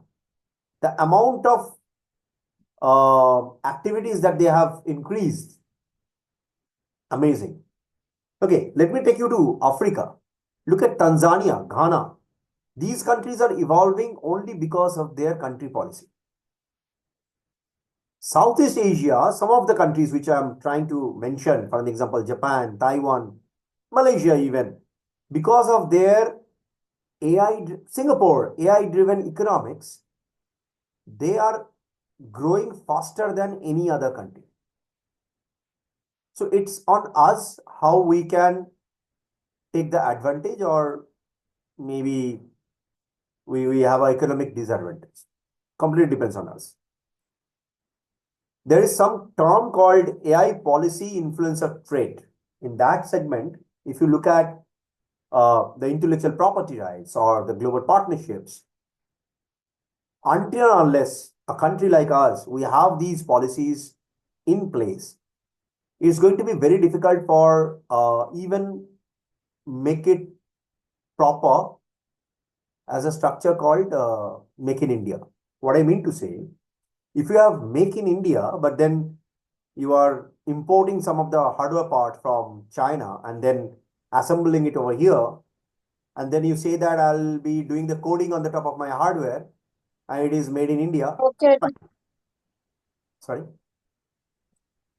that is fine. But I'll request please keep your microphone mute because I actually don't speak from any notes. I speak impromptu always from the knowledge. So if you put some voice in between, I get scattered. Okay. Where was I? Yeah. So I was probably talking about the Made in India. Yeah. So as a structure, if you make it, we don't know what is there in the back end of that particular hardware. It's not a dead hardware that usually we buy from any other part of the world. None of the hardwares are dead hardware. You know what is dead hardware? That means there is no microprocessor coding. Each and every hardware that you buy, it has got a little bit of microprocessor coding. Little bit. Forget about quantum, take on nanotech. Okay. So until unless we achieve that as a policy, it is going to be a little bit of difficult for at least country like us to make a complete statement that we are completely 100% made in India until unless we achieve this as a regulated structure. So in our system, we have social implementations. There are implications like rethinking of the education and vocational training. Why? I'm sorry, maybe in a university, a prestigious university like yourself, if you look at the entire course curriculum, you have multiple different course curriculum, but somehow I didn't saw in each and every IITs we have computational mathematics and I would say AI related skills in every IIT. We need that in every IIT. We need that probably in each and every educational institute. Why? The need is increasing day in and day out like anything. In today's time, you cannot say we are creating cyber police without AI knowledge. You can't do that. Your encryption, data encryption, your cybersecurity stuff, everything is coming from the GenAI part. Nowadays, there is no difference. Like the entire deep tech is so connected to each and everything, you can't even allow to differentiate between one technology with another technology. There's a very fine line in between. Okay. So AI as a system, it has got a ethical and bias consideration. AI system can reinforce the biases if it is not properly regulated. So probably I took a little bit of that part in my first part of my speech. Law enforcement till date, we are going towards that. So we have to have a policy which is basically a transparent policy, a fair policy. The accountability of the AI deployment. Example, live example. Okay. Some X person created a video utilizing some of the GenAI platform, free tool. Oh, okay, paid tool. Forget. He paid some $50. He paid for maybe 3 different tools: generating music, generating voiceover, images, and the video. And he misused it with some evil purpose. Frankly speaking, this AI deployment is basically the accountability. It is not the platform. That means by law, you cannot say that this platform is allowing that person to create such kind of nuisance video, right? But who deployed it, who shared it, that's the accountability. So if I go back to the first part of my discussion, so new kind of legal workforce is now required to understand the fine line between human mind, AI mind, Gen AI mind, and the deployment part of it, right? So eventually, the skilled worker, lawyers, I'm sure very soon we'll probably have AI empowered lawyers in our country or maybe in the world. As we have seen, IP law as a lawyer segment, as a specialization, we'll see these very soon, and that is required. So hence, lot many people, they usually shout that AI is going to take away the job. Actually, it is increasing more. Now, AI and public service, it can improve the healthcare, the urban planning, governance efficiency, for sure. The policies, if I'm not wrong, it should ensure the AI-driven public service. As much as connected with the industry implementation. Okay. Sir and madam, I will be happy to share a basic thing. I'm sure that all of us use toothpaste for brushing every day. Maybe some of us use it twice a day. How many of you know that a very reputed brand, which is very common, who says that they have got koala in their toothpaste or salt in their toothpaste, have got more fluorine. And fluorine is meant to decrease your IQ level. Can there a system, AI-driven model, which can calculate, understand these fine lines, fine-tuned things, which is good for human body or which is not good for human body? Answer is yes. Do we have such policy? Can we implement such kind of policies in Bharat? Example, we have been using pesticides for growing the vegetables. Without even knowing, somehow we are killing ourselves. In agri-tech, there are startups which are coming up by making a statement. We can calculate how much pesticide is being used, what kind of organic farming you can do, and utilizing organic farming, can you achieve that kind of growth of the vegetables without using any kind of pesticide or not? Can we have these startups in our system? Please understand what they're saying. Please understand what we are consuming. I'm sorry, I don't know. I mean, if you are getting organic, pure organic food in your kitchen or not, I don't get that until unless I pay extra for it. Fun factor, in my childhood, man, it was easy. It was common. Organic vegetables were common in our kitchen. Think of our good old days. I don't know about your age. I'm 40 plus. I'm now 43, right? I still remember the kind of smell I used to get when I used to have those butter with rice. It used to smell so nice. Now, gone. Can AI solve it? Answer is yes and no both. Why? As a policy, if we don't have a policy by making a statement that yes, with organic fertilizer, you can grow vegetables properly and that can not affect human liver, it is good for your health, it's not going to happen.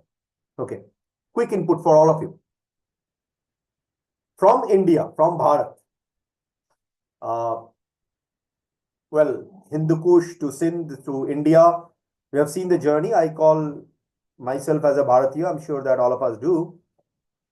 As Bharat, until unless we understand how to produce pure organic vegetables, lot many European countries don't even buy from us. because that is not healthy for body. Oh my God.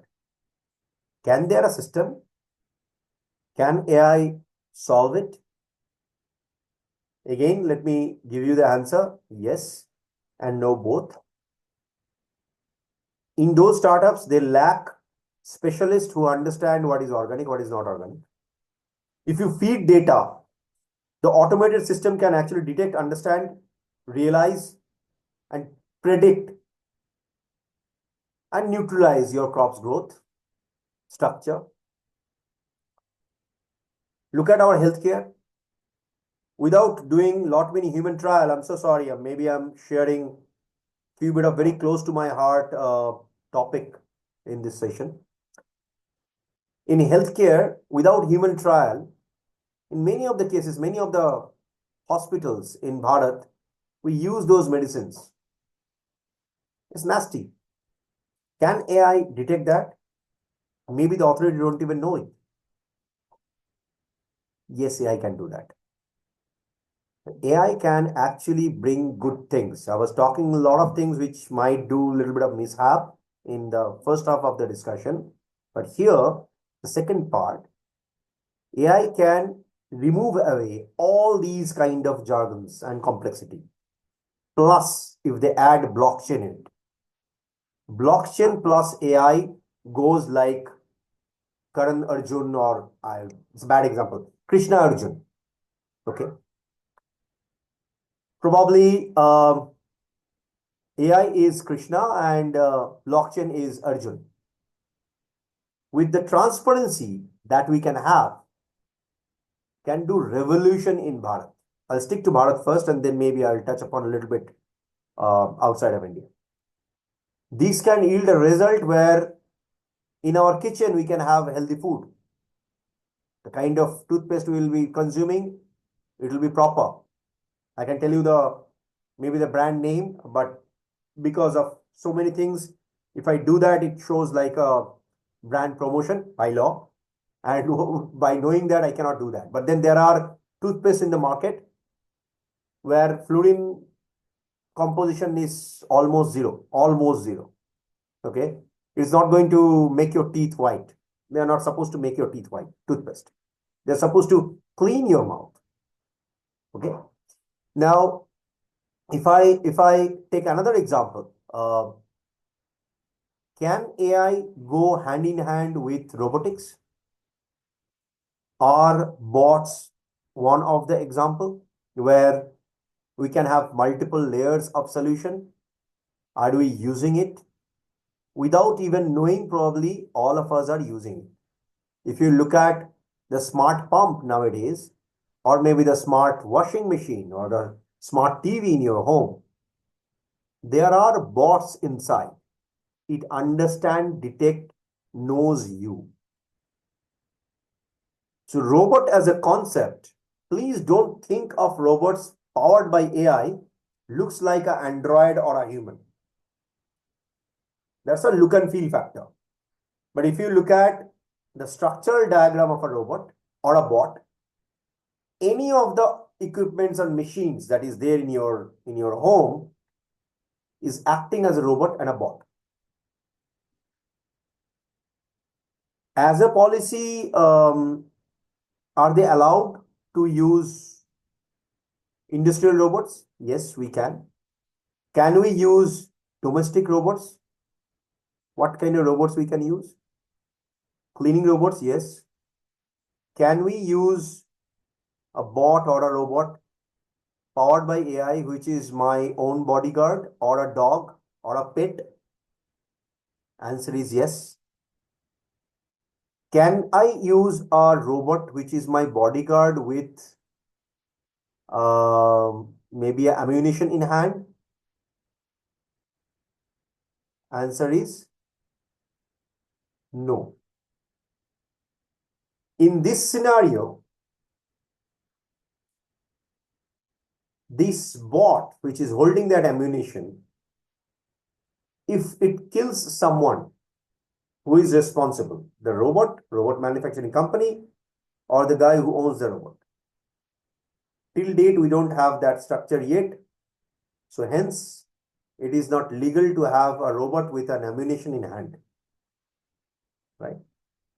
I can probably go on with these kind of examples. In a nutshell, I would say, as a summary, I would say, to be very honest, Bharat is going through a very interesting time. In southern part of Bharat, we have situations where we have evolved a lot. We have classrooms powered by augmented reality. We have schools, we have colleges where we are using bots. We have educational system where we train kids how to create robots.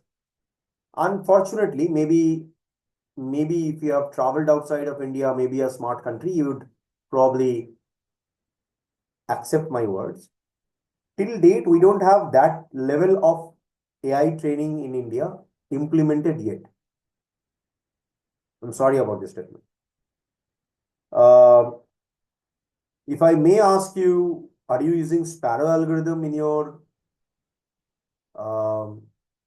structure, or are you using maybe Motley algorithm? Lot many of students might not give me that answer. They just follow the protocol. They just follow the syllabus which is there, and they are trying to read, learn, achieve the goal. Maybe it's not AI, it's the practical connectivity with the industry, which we need to see in our university level. Some of the universities are really doing it. There is no doubt in it. We run a corporate open innovation as a model. Very closely, we work with lot many big enterprises, $40 billion companies or $50 billion companies, or Fortune 100 or Fortune 500 companies. They have the growth segment. As an educational institution, if you feel that there I can play a role, I can connect or help your students to grow, think how to think about a product and then come up as a product company, make money, eventually grow more, we'll be more than happy to do that. For a small introduction of mine, if you don't know, I'm not sure how many of you use Ultrabook. Long back, during the partnership with Intel, with our company, we did approximate 30% of work. So whatever you see as an Ultrabook as a product, multiple different applications and games are actually created by us on the top of Ultrabook. The time I used a i7 processor, it was not there in the market, at least in Indian market. I closely worked with top level companies implementing those things which you are watching at the moment.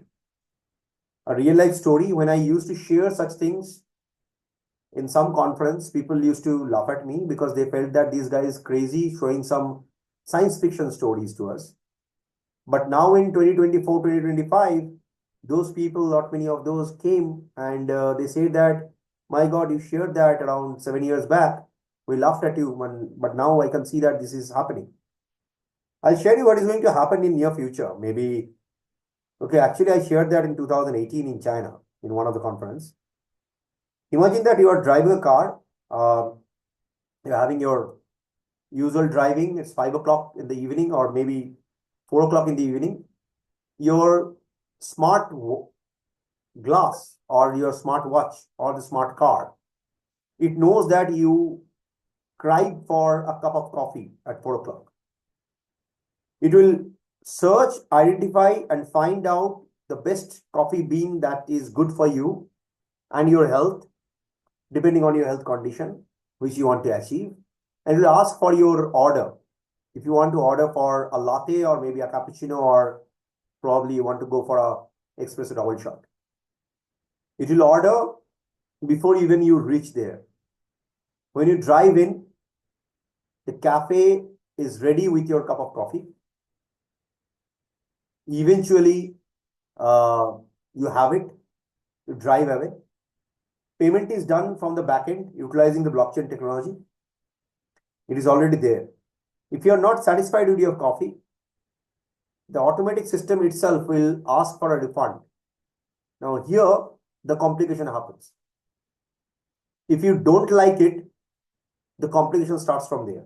If you ask for a refund. Now you need to prove why you don't like it. Either the restaurant needs to pay you back your money, or they need to replace your coffee. So you are driving, you have to drive back and then take a replacement. Or if that cafe have got a another partner or maybe another franchisee, you can have it from there. Last complicated situation, you go for legal case. Maybe in Bharat we don't do that for a cup of coffee, but in Europe it happens. If you don't like it, definitely, I mean, it's your coffee.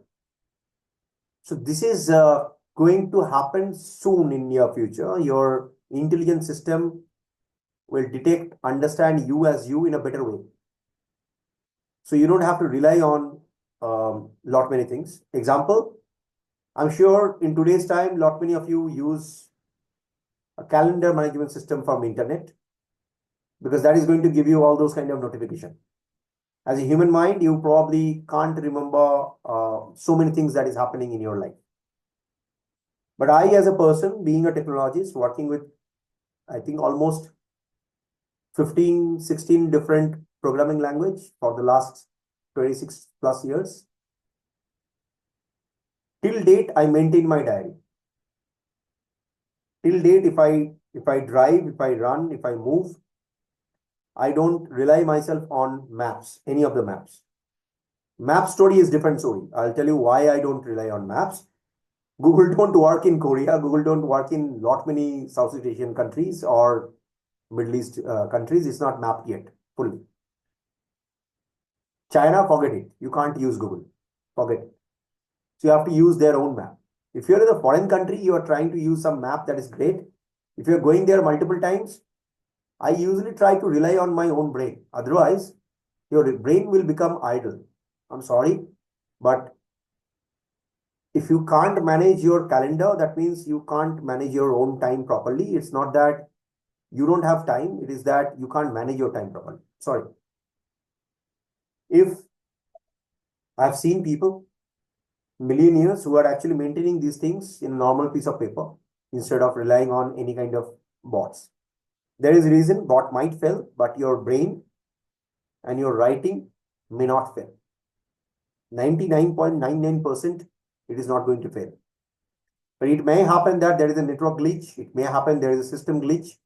If it changes your entire day, or think of a situation, your entire factory will become a different scenario. So quick input, rely on your brains. Don't rely on totally on the AI part until unless you control that particular AI. Don't become only user of AI, rather try to understand, learn how to use AI. Open for Q&A. I only have, I think, 16 minutes to finish this session. 16 minutes, I would love to make it as interactive as possible.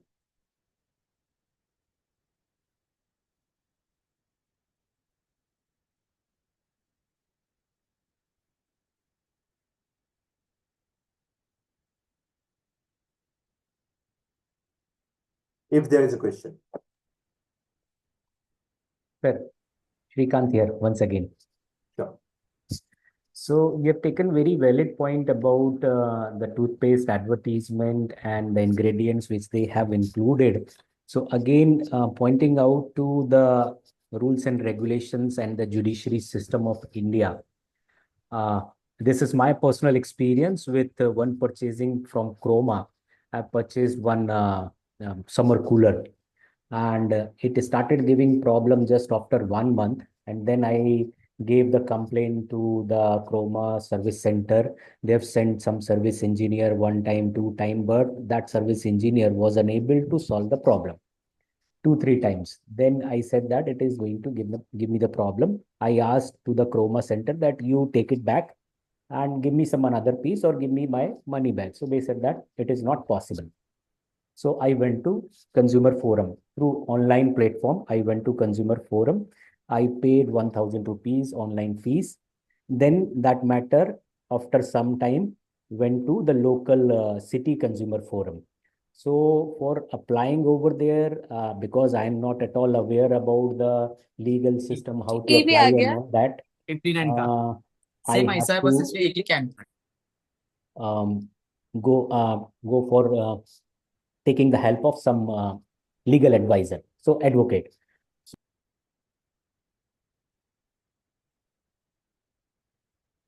Sir, please continue.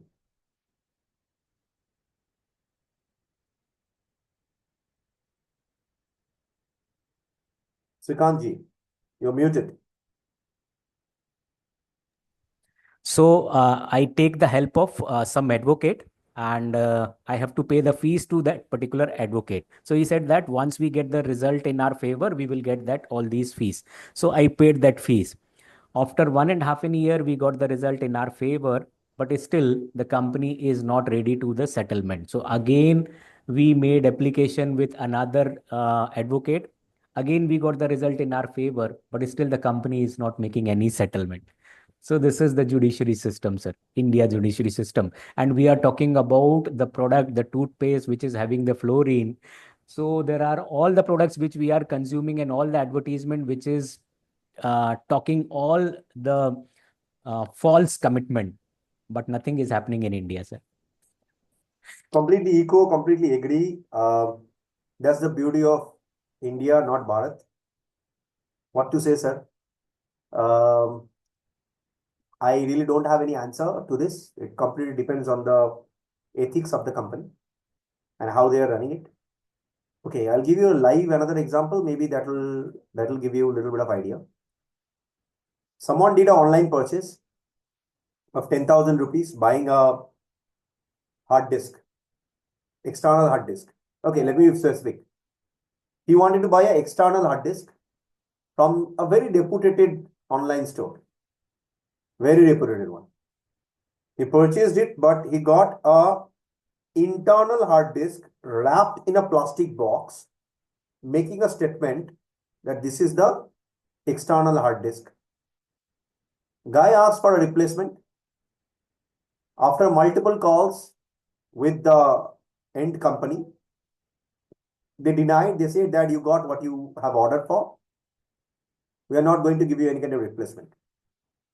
Just like you, the guy went for the consumer forum. From the forum itself, the reply came that it has been settled down. You are not going to get any kind of replacement or the money back because you got the right product. The guy went for the lawyer. He became really, really angry. It is not about 10,000 rupees. It is about what he ordered for. Till date, there is no settlement. And the hard disk, after 2 months, stopped working because it is supposed to. It's not a external hard disk actually. Bharat में ऐसा होता है sir, क्या बोले?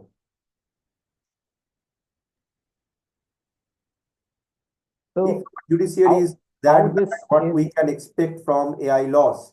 Yes. Sir, in India, laws will be laws. If you settle down everything. Just let it be. Yeah. Okay. Here, later, exact 4:40. I'll come back by that time. They will send one link here. Post it here. Let it be there. That is important. You got it? Huh? In a chart. See here. They will send here. They will send here. That is important for. That's all. You got it? Don't do anything. If I shut down that camera, that link will go. That if a link is then I can able to fill it. That's what. Huh? Hmm? No. Sir, I'm not taking. Power is there. Still, 81% is there. It's enough for me. 81% we can able to have 5 hours. Only remaining 1 hour. That's all. You got it?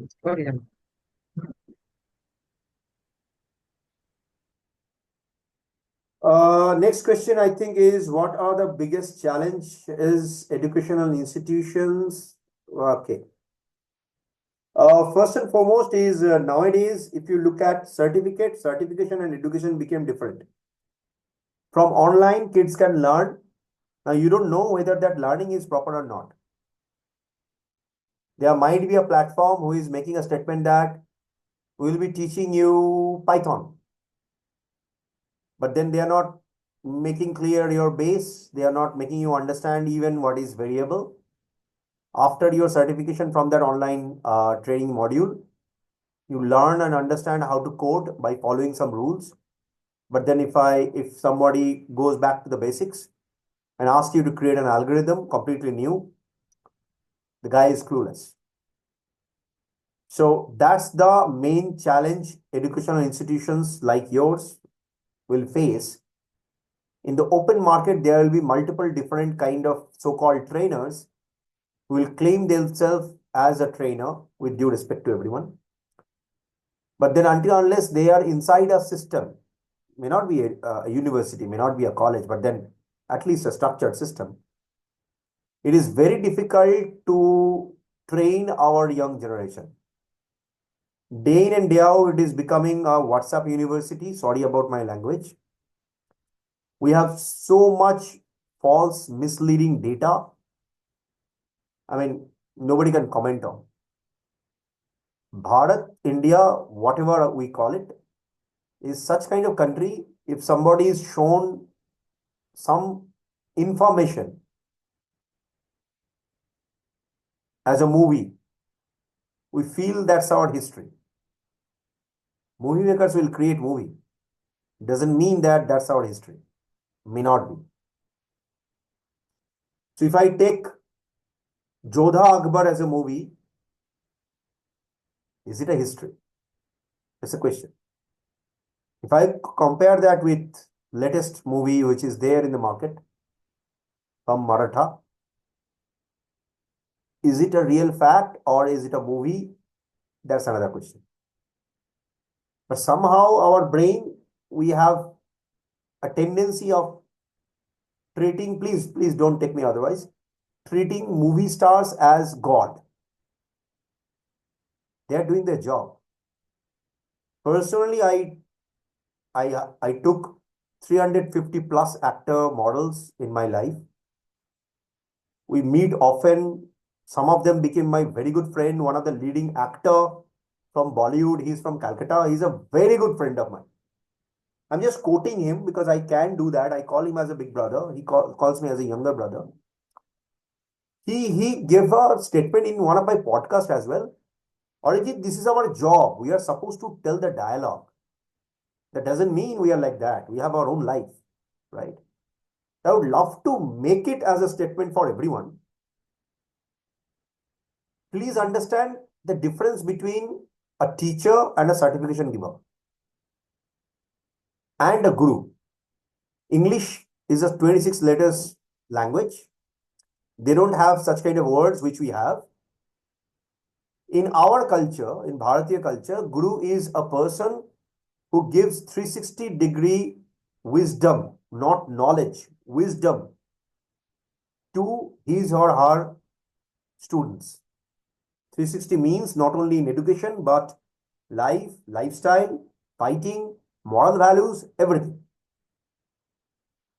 So, coming back to your question, to be very honest, we need proper those kind of guru with a system implemented with AI driven structure so that we can teach our kids better. I'll go to next question. I don't have any more question. Okay. If anyone have it, ready to answer. I think long back I have posted a question. I think two things I have posted. Hello, sir. Yeah. Shall I Am I forward it? audible? Yeah. Sir, am I audible? I had two questions written in the chat box. Madam, I can see mute. Please mute before that. Okay. Let me see. What are the biggest challenge educational institutions? Is it your question? No. No? Reposting it. Before that? If your judiciary is bad, No. is it your? These are the two questions. Can you just ask the question directly? I will answer. How much important and effective will AI be in a country like India? Is it not a threat to the country's employment scenario? This is one. then sir, do you actually think that using of AI will lead to or contribute to the overall economic development of our country? Okay, sir. The first question's answer, we are not ready yet. We are still evolving. Is there a structure coming up? Answer is yes. Not maybe in eastern part of India, but then definitely in mid part of India, these things are, and southern part of India, these things are happening. Coming back to your second question, it has to be done from the government's end, to be very honest. So the officer who is going to approve and accept, I'm sure they have great team. I'm sure you also know that. So that team needs to understand and identify such kind of organization who can actually build ethical system. It has to be tested multiple times, just like defense. So if somebody have got defense as their customer, they know how much they grill and how perfect it has to be. So those things needs to be done till date in India. There we are lacking, ma'am. So It's not my about the intention of the question was, my intention of asking the question was, don't you think that in a country like India, where we are overflowing with population, so populated a populous country India is, taking into account, will it not replace the human beings or try to replace the human beings? Will it not lead to a huge rate of unemployment? I'm sorry, I'm from the field of economics, so that's the question I'm asking. agree in both ways. Ma'am, even my graduation is from, I mean, I did my graduation in Ecostat math. So I completely echo you, understand you. Agree. In a kind of population that we have at the moment in India, It's a threatening situation, it's a basically. threatening situation. Agree. But at the same time, some layer of population, very small, tiny layer, not big, they are migrating at the moment. So if I look at that layer of educated brain, which is going outside of India, until unless they uplift themselves into that AI edge, they cannot sustain outside of India. So why I said yes and no, for these group, AI is very much required. Implementation of AI education is very much required. Do we really need to integrate robots or bots in our field replacing the farmers? I seriously doubt we need that. But at the same time, ma'am, Basic training, I think. The yeah, knowledge but at and the the same time, training. ma'am, there is a situation we are going through. I'm sure you will agree on my words. The second generation of the farmers don't want to become a farmer. They want to shift their career path because they have seen in our country people who are growing food, they don't get money. They are dying. Yes. They are being ill treated. So the second generation don't want to become farmer. So as a Absolutely politician, agreed. yeah, ma'am, as a politician, or maybe as a person who is running the country, if we don't get laborers who will be there in the field, then there must be a solution, isn't it? Can we use robots over there? Is it a solution? I don't know if that's the answer. Principally, as a human being, I am opposed to have those kind of bots replacing common people who are probably earning 100 rupees in a day, which is like nothing. The coffee that you and me drink in a cafe is much more higher than that. And their monthly income is so low, they can't even sustain. So in a country like us, I really don't think that that's the solution. But at the same time, can we uplift them? So somebody asked me the question like, what is the social implementation and implications? Can we uplift these farmers to run at least a little bit of drone which can maybe spray a bit of water in the field?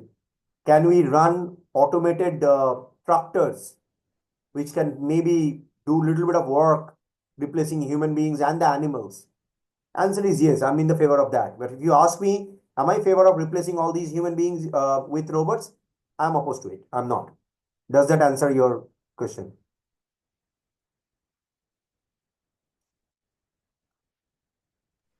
Yes, yes. Thank you so much. This discussion actually is unending. Thank you. Yeah, I know. Even I can't answer, in this short time.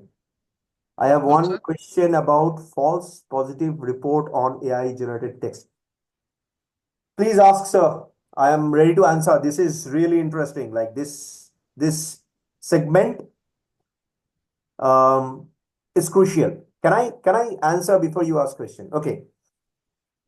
Practically speaking, those texts or those pictures which you are watching maybe in some social media is misleading. It is a threat. But common people should have a basic education to understand whether the picture is a tampered picture or created picture or a generated one. They have to have those kind of eyes and brain to identify the real and which is fake. There lies the main sweet part of it. One quick solution for that. In today's time, if it is a misleading information, copy that, go to a usual AI chatbot, ask it who generated this or from where you got this data. It will give you that answer. So before you believe that, please cross check it. That's the only answer that I can give you, because there will be people in the market who will create such kind of nuisance in the market. Just a week back, I was there in Delhi taking session of several different journalists how to use and utilize AI ethically and properly, and how to address such kind of things. It's a huge topic, sir. I cannot answer in 5-6 minutes, but only one answer is like you can use multiple tools to identify false data. Sorry, it's like 4:30, so I'm getting calls. So like that's how the time management happened. I have got it. Cannot be. So can we take this as a last question? Yeah, please, one. Yeah, because we have other things lined up. Yeah. Participants, this would be last question. And I guess it's not a question which is posted by Dr. Sudhakar. Yeah. I guess no more questions are there in the chat. Ma'am, I have one question. Shall I forward? Sir, it would be okay, last question, but yeah. Hello. Yeah, sir, please go ahead. But this would be the last question, participants. Then we can, have any question queries posted to sir via mail. Okay? Hello, sir. Hello. Yeah, you're audible, sir.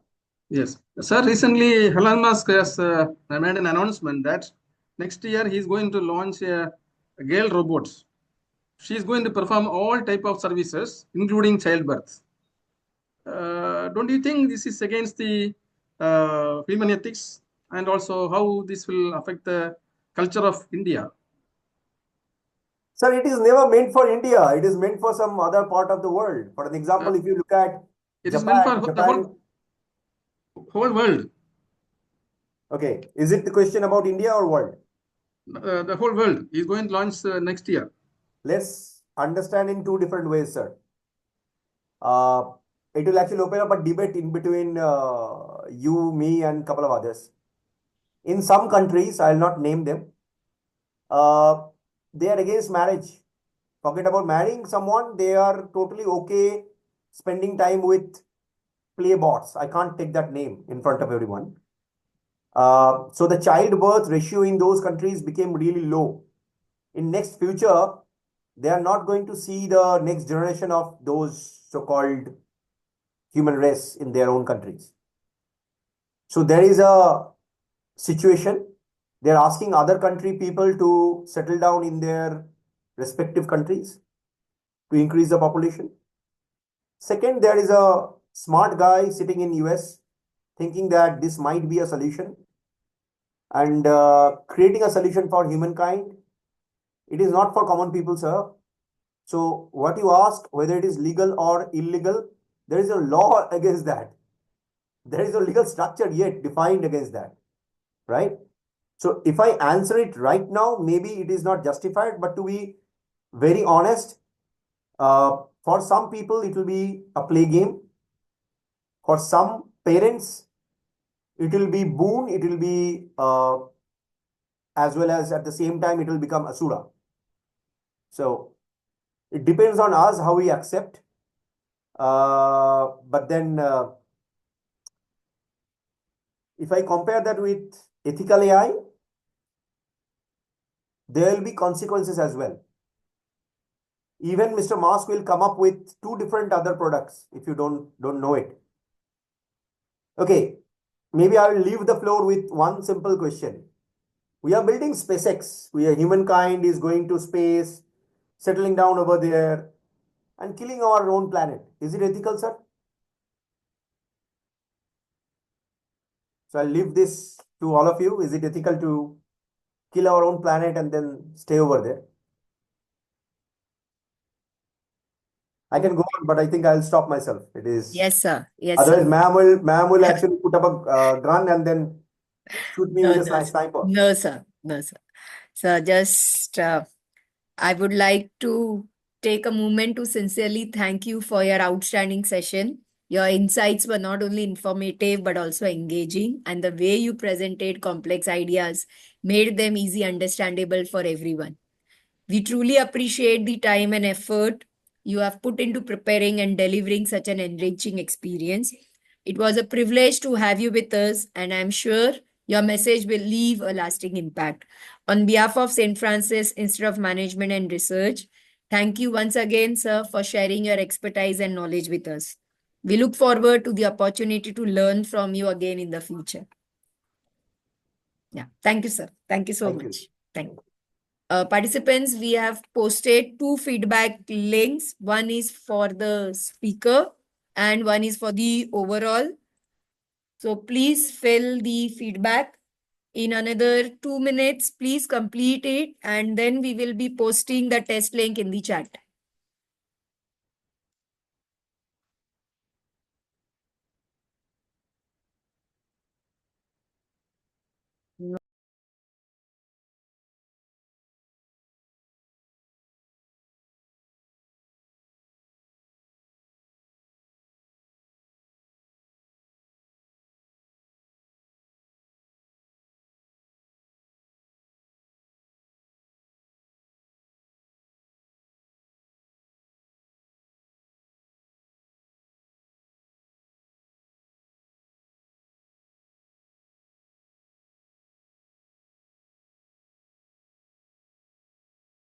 The test duration is half an hour and 20 questions it is. I have posted both the feedback link. Please fill everyone so that we can post the test link now. अब ma'am वो clear confusion कर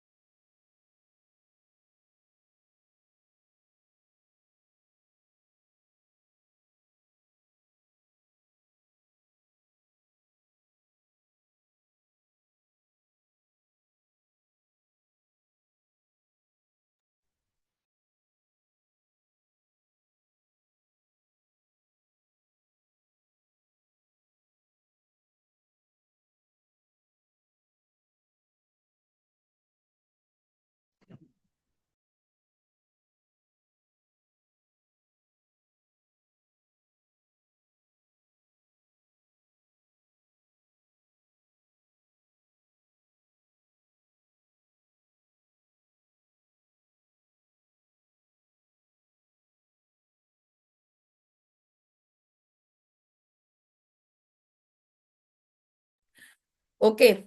Filled, everyone. I'm posting the test link now. Requesting everyone to kindly on their hello camera. नमस्कार ma'am हमें नमस्कार तो कविता ma'am. Ma'am कोई link मिला ही नहीं अभी तक मैम फीडबैक लिंक भेजा है मैंने मैम, अभी तक का टेस्ट लिंक नहीं भेजा है। फीडबैक लिंक भर दिया आपने?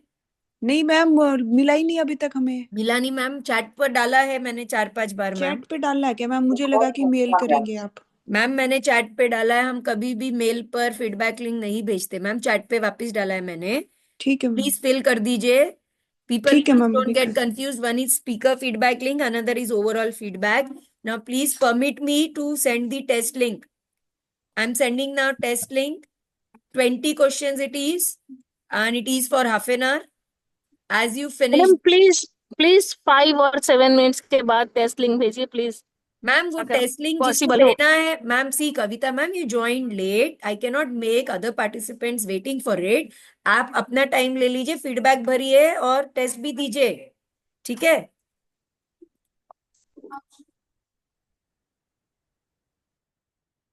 I have posted the test link, everyone. Please see the chat.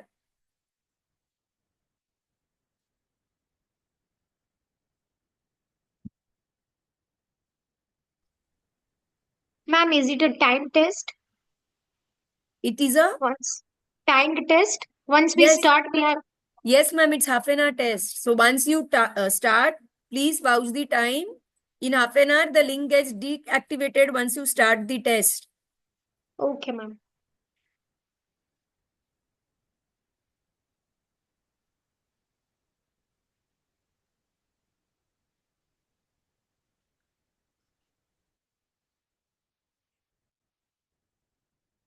We will post in the chat whoever we are receiving the test. Okay. Ankita ma'am, I am posting the test link again. This is the test link which I have posted again. Anyone now for feedback, please wait. Now I will not share feedback link. I will only share the test link. Feedback link you all can fill later now.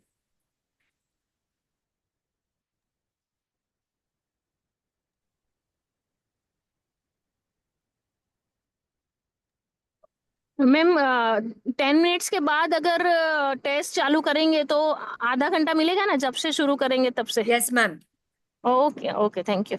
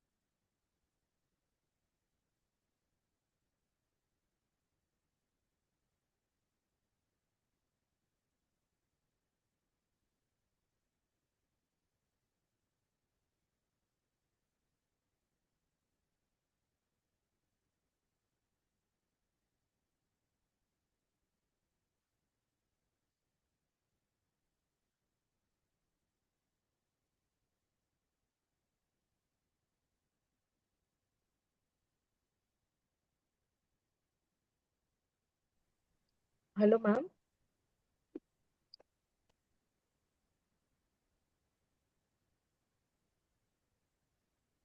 Ma'am, could you please share the link again?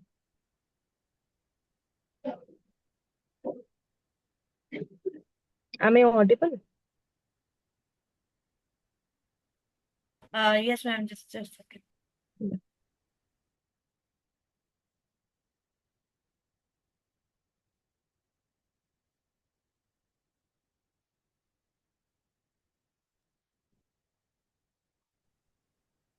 We have posted the test link again.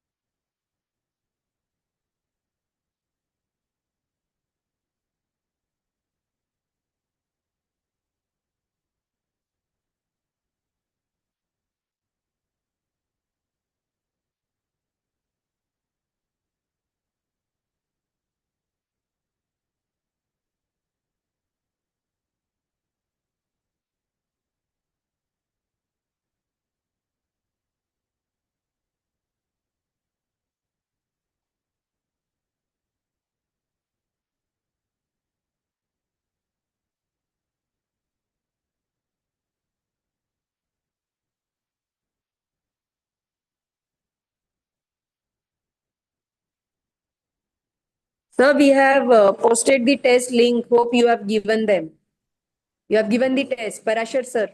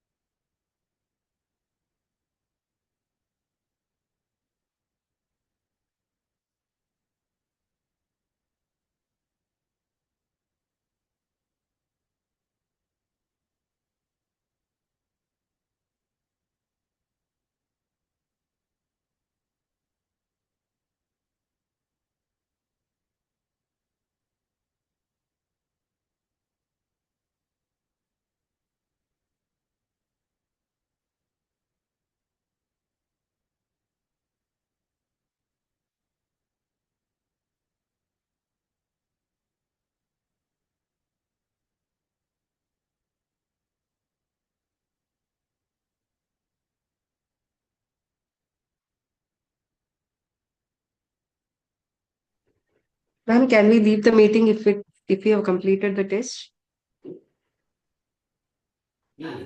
Ma'am, we have the validatory session Okay. at 5:10.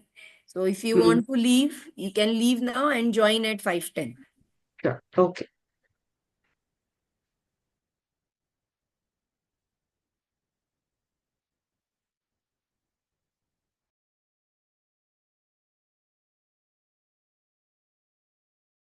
I'm posting in the chat whosever test response we have received. Please check and then you all can leave.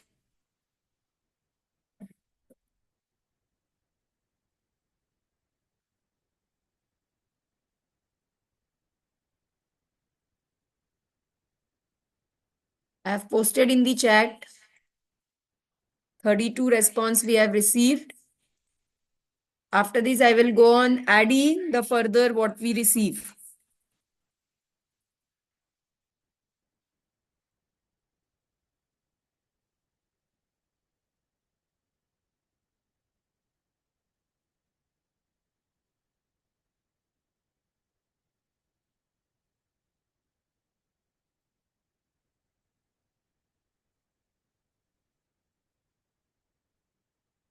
I have posted the feedback, no, sorry, test link again. If anybody has joined late,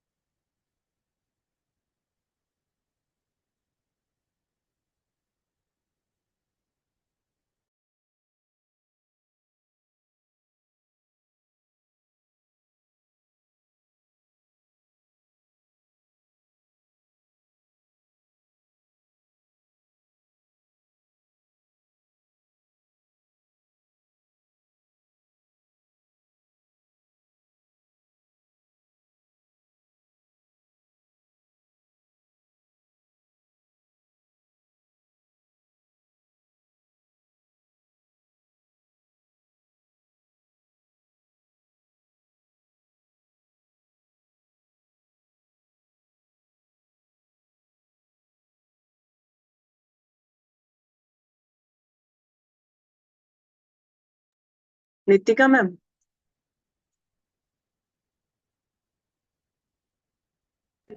yes, ma'am.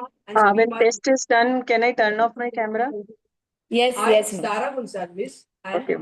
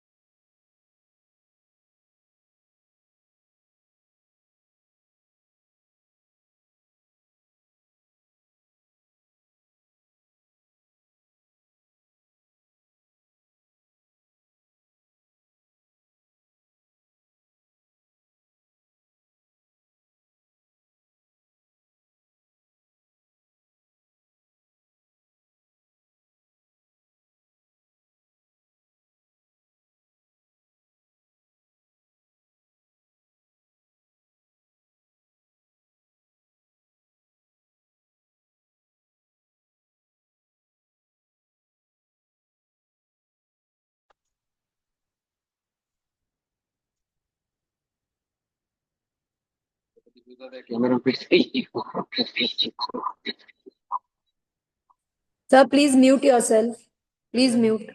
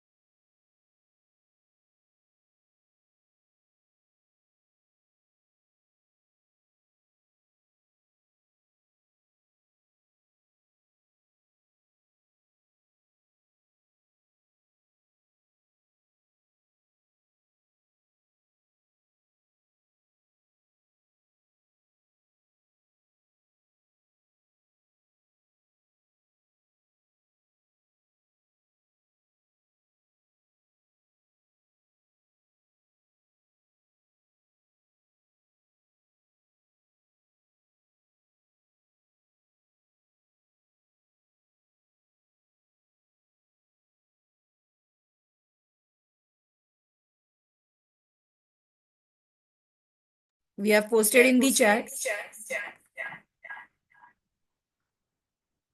whose we have received.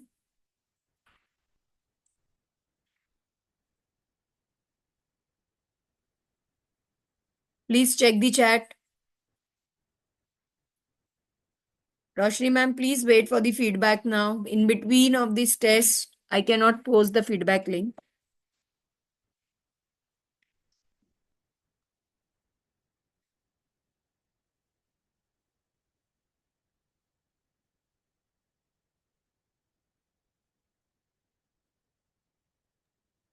Ma'am, I'm not finding my name there. Ma'am, I'm also not finding my name. Dr. Shabina, please check your name is there already. There is 2 messages posted. One starts with Pratiksha ma'am, ends with Ruchi Agarwal. In that, Dr. Shabina name is there. Vidya Chandrasekhar, ma'am. Ma'am, please check in the chat if your names are appearing in it. It's not appearing, ma'am. That's why. Mine also, Dr. Shilpi Kavita. Madam, my name is also not there. Udar, madam. Please check the further chats. Okay, ma'am. Okay. No, ma'am. Ma'am, please check all the chats because it has a limitation. We can only send those many names. But I submitted long back. Yes, madam, me too. Even my name doesn't appear there. It's Dr. Shilpi, right? Yeah, ma'am. Ek minute. Shabina ma'am, I hope you got your name. Dr. Yes, Shilpi, ma'am. Yes, ma'am. I yours. have seen it. Yeah, Dr. Shilpi, yours is in long back's message, ma'am. Please check. I request everyone to kindly check the messages properly. Okay, Shilpi, ma'am. ma'am, yours is in the first block. Madam, Okay, can you check I'll Dr. just Vidya? check. I'll just check, ma'am.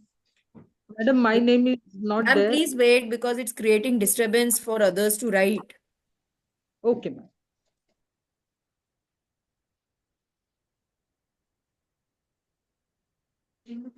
நம்ம பேர் வரவே இல்லை.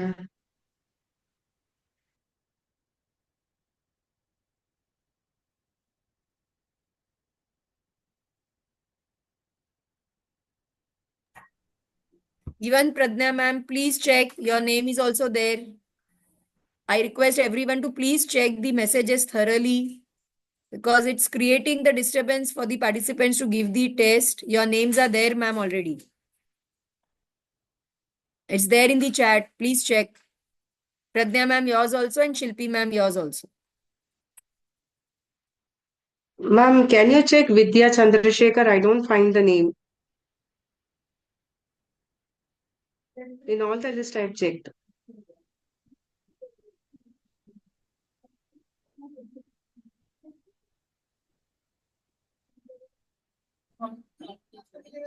Ma'am, I'm not finding my name as well. Ma'am, I request everyone to please check thoroughly the chats. Please check. There are 4 to 5 times the chat is being sent. Please see. It's Madam, not once. Dr. Mohammad Dupli, madam, I appeared the exam.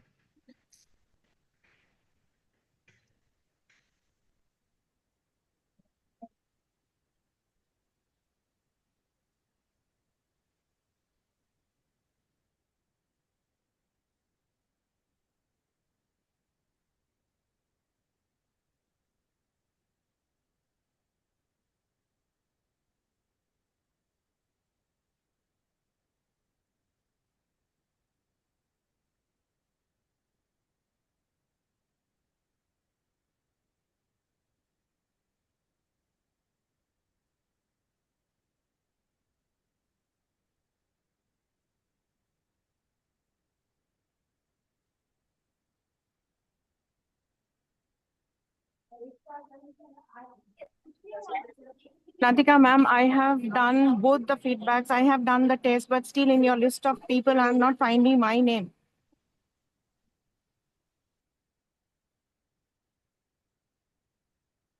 I also couldn't find my name, ma'am.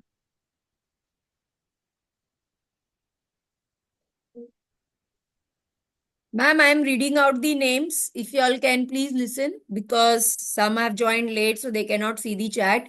You all can please listen the names so that, to avoid the, confusion mine is received or not and you all have disturbance. Dr. Rama, Mr. Shahid, Mrs. Sonali, Dr. Shefali, Mr. Par, Kavyashri, Prachi, Miss Abhilasha, Professor Francis, Dr. A. Sumalata, Miss, I'm just calling out the name. Vardhe Keshav, Dr. Sugannath, Dr. Aarti, Swati ji, Vandana Verma, Dr. Shilpi, Dr. Neeraj, Neelam, Totlani, Arun, Chandramohan, Dr. Mrs. Iram. Now there is a person who has written the name. The email ID I am saying vidya15592 @gmail.com. And Yeah, the that's person, mine. ma'am, you have not written your name, you have written associate professor. Then Dr. Gitanjali, Dr. Kavita, Dr. Amit, uh, Nadela, Jayaprada, Dr. Ankita, Dr. Divya, Dr. Supriya, Dr. Minakshi, Chandrasekhar, Pawar, Shrikant Pandit, Paras Rugwani, Arvind Roy, Dr. Tanvi, Dr. Lalima, Dr. Pallavi, Trishul GS, Dr. Rasik, Miss Ketki, Dr. Bhargav Kumar, Jyoti Bhatt, Anjos, Eric, Eku, Piyush Mehta, Sonali, Shirarkar, Dr. Meena, Rosita Monica, Rajnath, Dr. Kishen, Dr. Sharmila, Ilangi, Dr. Pragnesh, Shrijib Jha, Parekh, Pratiksha Ben, Professor Dr. Gillespie D'Souza, Dr. Kirtida, Miss Namrata, Professor Pradnya, Professor Garima, Miss Richa, Dr. Thiru Malasha, Dr. Ramesh, Dr. Ritu, Dr. Praveen, Mr. Eknath, Miss Amila, Mr. Sundar Pali, Miss Pratibha, Mr. Shrikant, Dr. Ashish Agarwal, Dr. Monica, Dr. Swati, JSB Alexander, Miss Shivani, Mr. Amit Kumar Singh, Dr. Hemlata, R. Dhyanandan, Miss Varsha, Professor Sudhakar, K. Prashuna, sorry anyone if I am pronouncing it wrong, Mr. Prathamesh, Dr. Rachita, Dr. Pranshunam Parashar, Momin Sharif, it is, Varsha Pramod, Roshni Alfonso, Dr. Suja Stanley, Dr. Anurita, Miss Pratiksha Deolkar, Tondare Santosh, Dr. Sunita Hansraj, Dr. Shobha M, Parimal Sanjay, Dr. Shabina Khan, Duranda Ovais, Ms. Aarti Mahugar, Dr. Sonali Sate, Dr. Rashmi Shetty, Duranda Overseas, you have submitted twice. Then Tamanna Bekbal, Ms. Ruchi Agarwal, Dr. G.M. Sunagar, Mr. Akash Deshmukh, Lucky Raj Singh, Prashant Mogle, Sandesh Karjigi, Dr. Anita, Ms. Sarita Kuren, Dr. Prashant Dr. Prashant Bhagwat, Dr. Mohammad Dupli, then Gilega Vedavati, Dr. Seema Kadri, Mrs. Dipali Bhoskar, Mr. Debat Rata Barel, Dr. Vandana Jain, Ms. Manjula, Kulbhushen Munde, Professor Madhuri, Professor Garima, Dr. Sonal, Dr. Neetu, Ms. Madhvi, Ms. Malini, Mrs. Josna, Dr. Namrata, Dr. Ganga Warrior, Dr. Mahendra Kujur, Dr. Reema Lakra, Ms. Sarita Bogre, Ms. Sharash Chandra KS, Ms. Soumya. We have received of 131 and one or two they were double.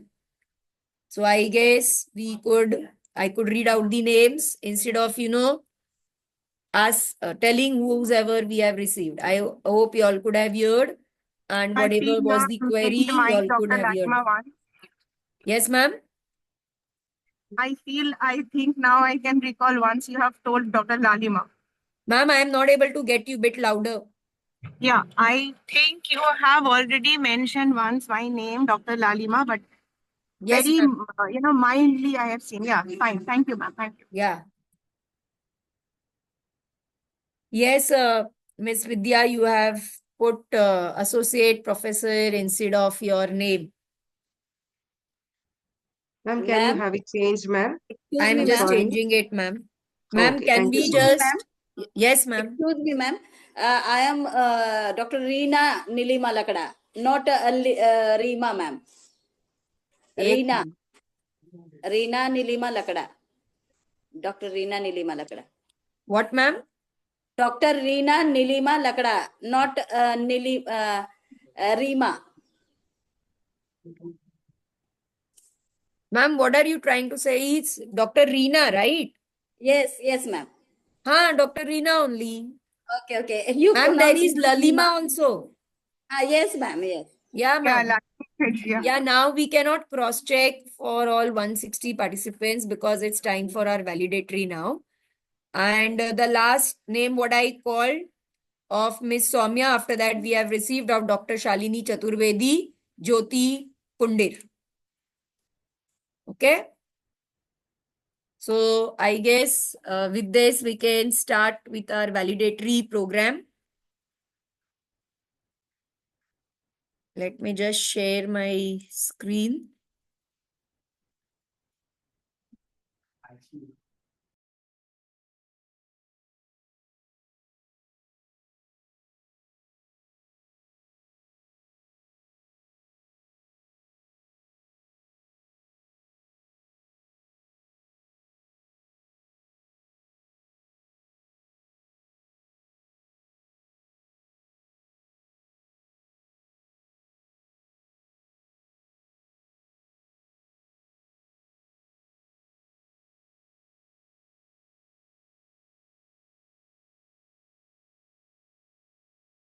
Good evening, everyone. It's time for some reflections. I hope you have filled both the feedback links which we have posted in the chat. If not, you all can please do that exercise. Meanwhile, I request Professor Sudhakar from SFIMAR, that is FMCC. Am I audible, ma'am? Yes, audible, sir. Meanwhile, I request Professor Sudhakar from Swam Siddhi College to kindly give his valuable reflection in this 10 days capacity building program. Thank you very much, ma'am. It's my absolute privilege to just come up this thing. I'll just take 1 or 2 minutes, not more, because there may be many participants really interested to express their reflections also. So at the outside, let me thank the St. Francis Institute of Management and Research for bringing this wonderful program. and which was sponsored by Indian Council of Social Science and Research. Organizing committee, of course, we are absolutely indebted to program coordinator Dr. Nafisa ma'am for nicely coordinating this program for the last 10 days, keeping it very much light and absorbing.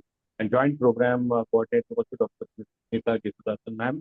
And not to forget the director, sir, and deputy director who started the session, on 10th of February.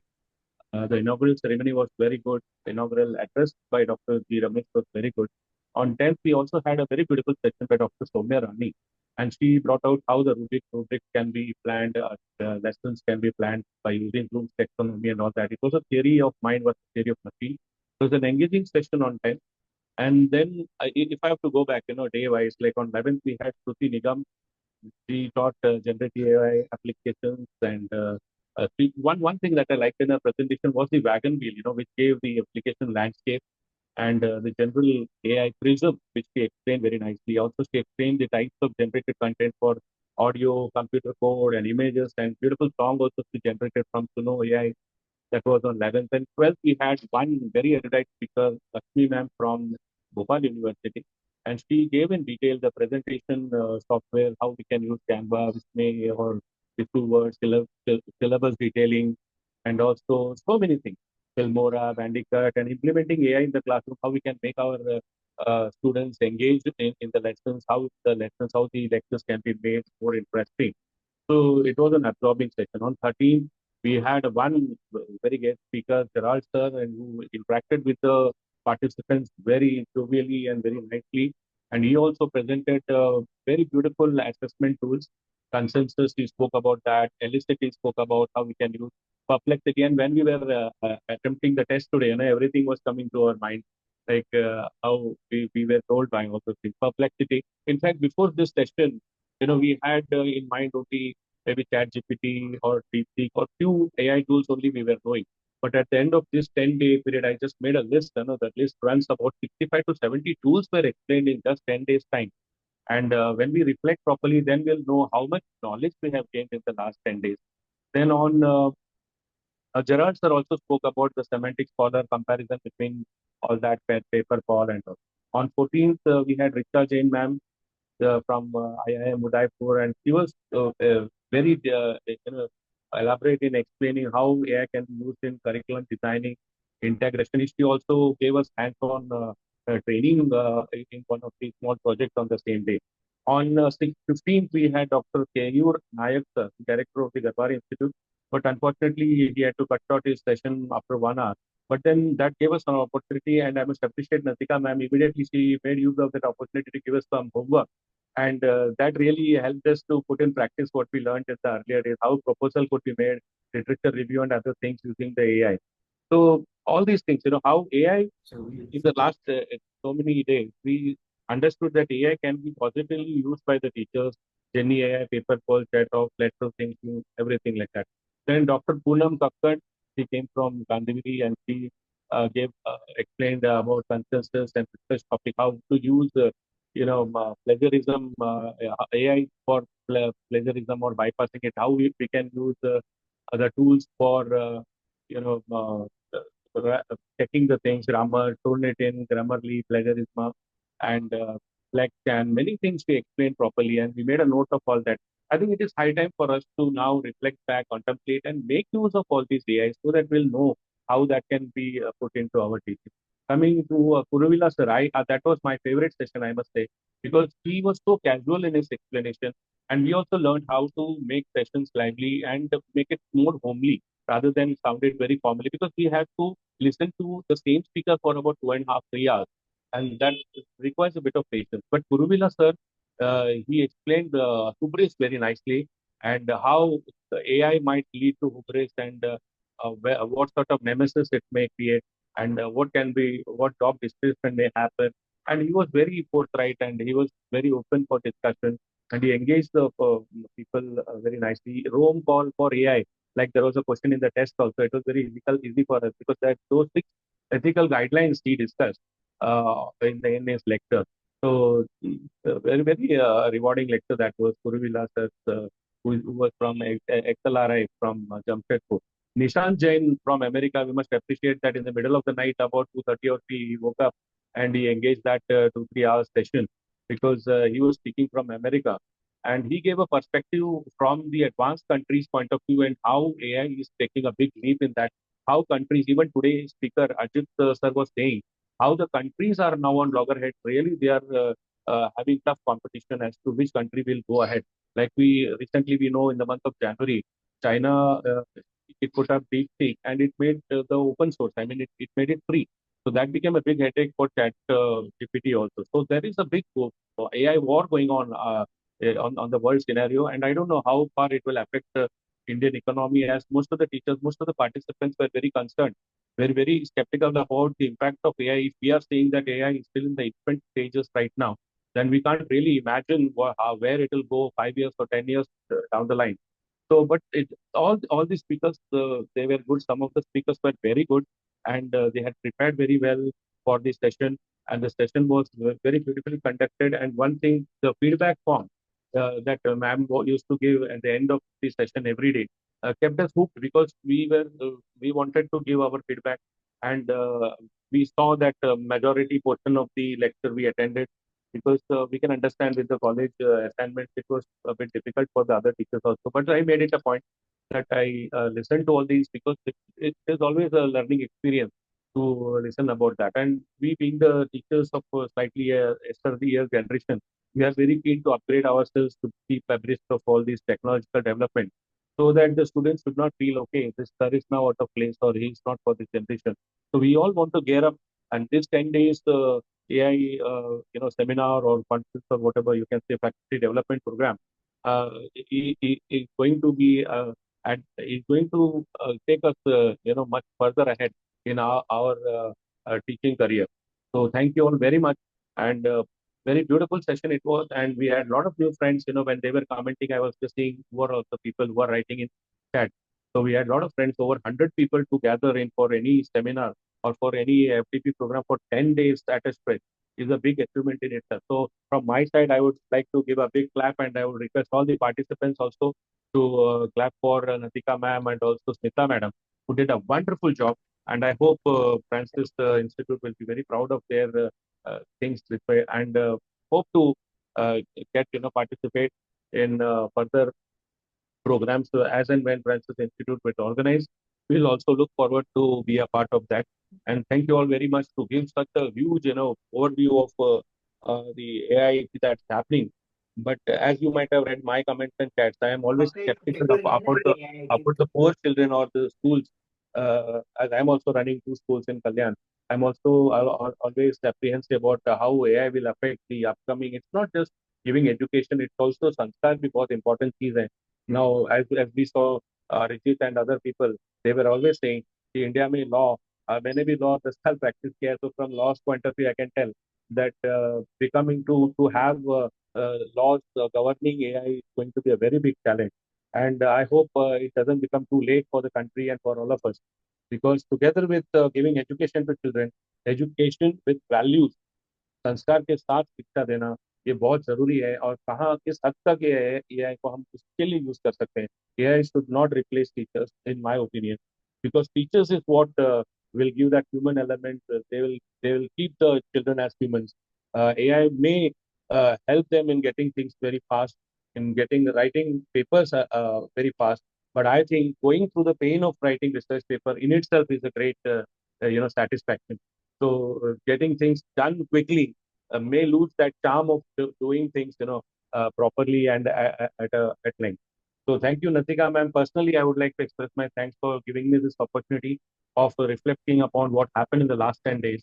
And I'm sure all the other participants also would share my same sentiments that they all are enriched now.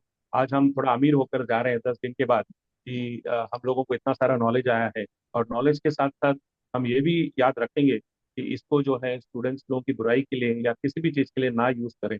वो बहुत जरूरी है, because India is one huge country. As in my comment I wrote, it's a country of almost 25 countries put together, 140 crores. So we have to be extra bit careful in using AI and also encourage children for their thinking. It should not replace human thinking. That's what. So thank you all very much. Have a nice day. This is Dr. Sudhakar. Again, I am expressing my gratitude for the organizers for giving me this opportunity of speaking to you people for 2 minutes. Thank you very much. Thank you so much, sir. And I guess you have given the overview of this entire 10 days program. And it made us very happy to hear from you that we could do justice with the chosen topic. And I now request Dr. Shefali, ma'am, to just give a reflection. We couldn't give more time to her now. So just, ma'am, if you can summarize in a minute and give your reflection. Thank you, ma'am, for the golden opportunity. My appreciation to Dr. Natika, ma'am, Dr. Smita, ma'am, although gratitude to ICSSR for supportive, valuable initiative. And I am humbly thankful to Dr. Vimal, Dr. Lakshmi, ma'am, Dr. Richa, Dr. Nishan Jain, and all the wonderful speakers. Earlier, to be very frank, I just thought that AI is really bad. Although I said to my student that ChatGPT is not good, it kills the creativity.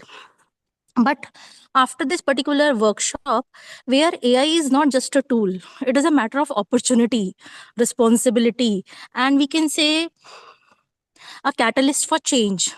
So, ma'am, I must say that all these things is a privilege where we can transform to our better, we can say, future and generation. So, I just sum up. Thank you so much to each and everyone. Thank you, ma'am.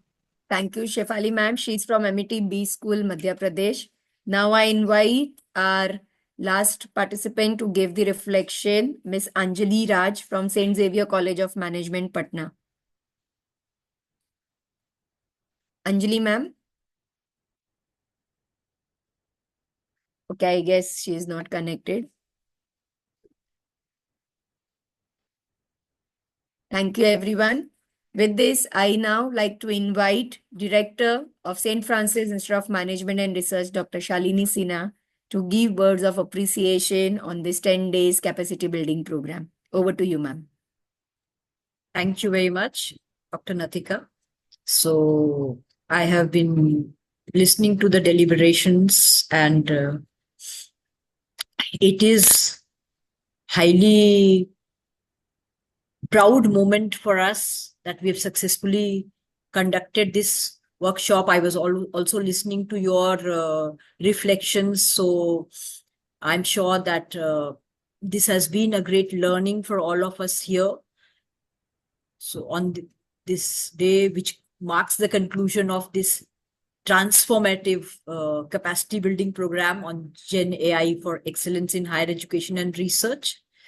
So over the past few days, we have witnessed many insightful exchange of ideas and perspectives. We have had so many eminent resource persons from across the country, from the best of the institutes across the nation, who have deliberated and shared their insights on this all-important topic, that is capacity building on Gen AI. AI is something like which is still being explored, and which is a very, very powerful tool, which like every other mechanism and developments, it has its own pros and cons, and yet it is a very powerful tool if it is used with care and caution and with optimum intentions.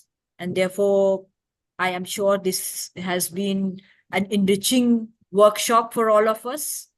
I also take this opportunity to appreciate our highly dynamic coordinators, Dr. Natika and Dr. Smita, who have done such meticulous planning, and they have put in so much of relentless efforts for the success of the program. And therefore, we've had tremendous participation, 166 participants from across the country. So it is indeed commendable. So I would like to congratulate both our coordinators and, of course, all the participants who have taken out time to learn about this profound impact of generative AI in academia.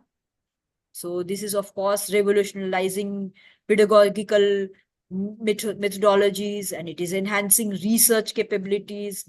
We just learned over the last entire week, how it is opening new frontiers of knowledge creation and dissemination. So I'm sure that all of us will go highly enabled and lots of value add through this session. I take this opportunity to thank all the resource persons, the participants, and for all the value add. And last but not least, once again, the organizers and the coordinators. So with this, I will close my address. Thank you. Thank you very much. Thank you, ma'am. It means a lot. It was all because of your support, even under the guidance of Dr. G. Ramesh and our chairman, Brother Alphonse Nesamani. Thank you so much, ma'am, for always being for us and guiding us throughout. Yeah. Thank you, Ramesh, sir. With this, I now invite Dr. Smita Jesudasan to propose the vote of thanks. Thank you, Natika ma'am. Good evening, everyone. As we come to the conclusion of the 10-day capacity building program on GenAI for excellence in higher education and research, exploring its socio-economic implications, sponsored by ICSSR, it is my honor to propose the vote of thanks on behalf of St. Francis Institute of Management and Research. This program has been an enlightening journey of learning and collaboration, bringing together distinguished experts, dedicated participants, and a committed organizing team to explore the transformational potential of AI in academics and research. First and foremost, we extend our sincere gratitude to Indian Council of Social Science Research, Western Regional Council, University of Mumbai, for their generous support and encouragement in making this program possible. Their commitment to faculty development and research initiatives has been instrumental in fostering such initiatives. We also express our heartfelt thanks to our chairman, Brother Alphonse Nesamani, for his visionary leadership and constant support in planning excellence in education and research at SFIMAR. Our deep appreciation goes to our registrar, Brother Xavier Munda, for his administrative guidance and unwavering support throughout the program. A special word of thanks, and we are immensely grateful to our director, Dr. Shalini Sinha, for her inspiring leadership and guidance throughout the program. Her presence in the valedictory session provided us with words of appreciation, a thoughtful reflection, recognizing the efforts of the participants, and highlighting the key takeaways of the 10-day journey. A special word of thanks to our Deputy Director and Head of the Department MMS Program, Dr. G. Ramesh, who played a pivotal role in the inaugural function by setting the tone for the entire 10-day program. His address outlined the objectives and emphasis of the importance of generative AI in transforming education and research. Our deepest gratitude goes to our esteemed resource speakers who shared their expertise and insights across various sessions during the 10-day program. Day 1, Dr. K. Soumya Rani for introducing us to generative AI systems, a theory of mind versus a theory of machine, and giving us a strong foundation for understanding AI in academics. Day 2, Ms. Shruti Nigam for a session on prompt engineering techniques, guiding us on effective AI prompting strategies. Day 3, Dr. Lakshmi for exploring implementing AI in the classroom, demonstrating AI's potential to enhance teaching methodologies. Day 4, Dr. A. Vimal Gerald for his insights on AI in assessment, best practices and precautions in grading, highlighting ethical AI integration in the evaluation process. Day 5, Dr. Richa Jain for discussing using generative AI in curriculum design and integration, showcasing AI's role in curriculum development. Day 6, Dr. Keyur Nayak for his hands-on session on generative AI in research, tools, techniques and application, enhancing research efficiency. Day 7, Dr. Poonam Kakkad for her presentation on plagiarism in the age of AI, emphasizing academic integrity and ethical AI use in research. Day 8, Father Kuruvilla S.J. for his thought-provoking session on artificial intelligence and ethics, and an AI inclusive growth, addressing the socio-economic implications of artificial intelligence. Day 9, Dr. Nishant Jain for his insights into AI for continuous learning and professional development, focusing on lifelong learning and upskilling.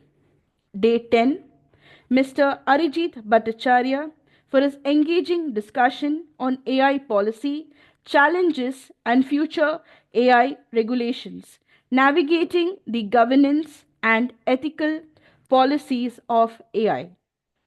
We also extend our sincere thanks to the organizing team comprising Dr. Natika Poddar and our support staff, Mr. Abhishek, Mr. Prakash Lalwani and the IT team, Mr. Haider and Mr. Praveen, and Ms. Chaya, whose dedication, meticulous planning, and seamless coordination ensured the success of this 10-day capacity building program.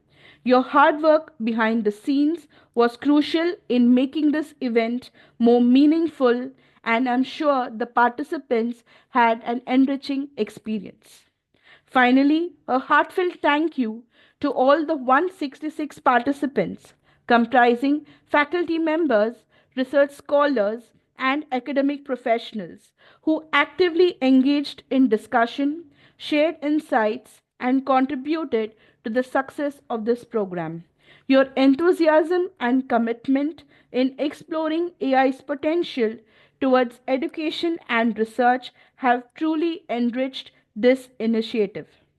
We hope that the knowledge and skills gained during this program will empower you to integrate AI effectively and responsibly in your academic career, teaching learning experience, and research endeavors. Thank you to all for being a part of this enriching journey. We look forward to future collaborations and opportunities to learn together. Thank you, one and all. Thank you, Dr. Smita. You were also part of the team, and thank you to you also for your support throughout for this entire 10 days program. Most Particip- welcome, ma'am. Participants, we would, as we have religiously shared the recordings of and the study material received from the resource person, same we will be doing it today as well.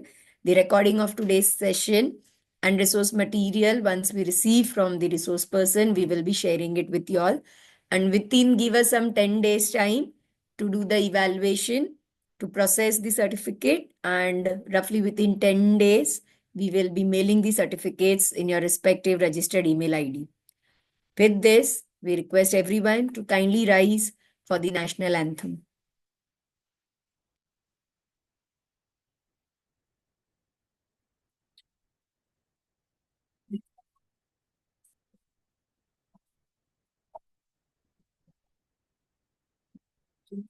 Singha Gujarat Tamara Bhavila Uttarakhand Vinda Himachalayam Ganga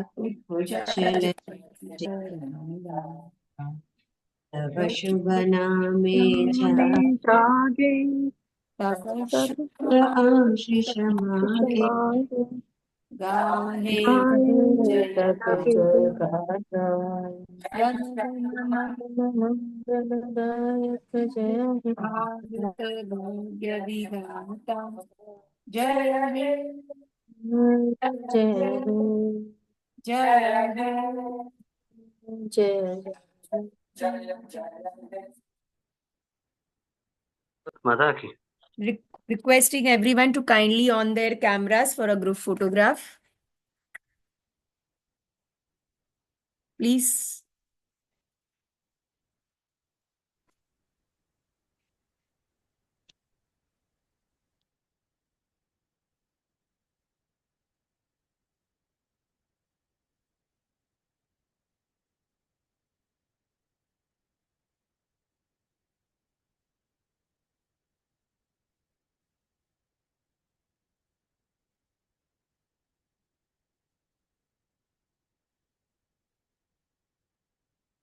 Just give me 2 minutes since there are multiple frames.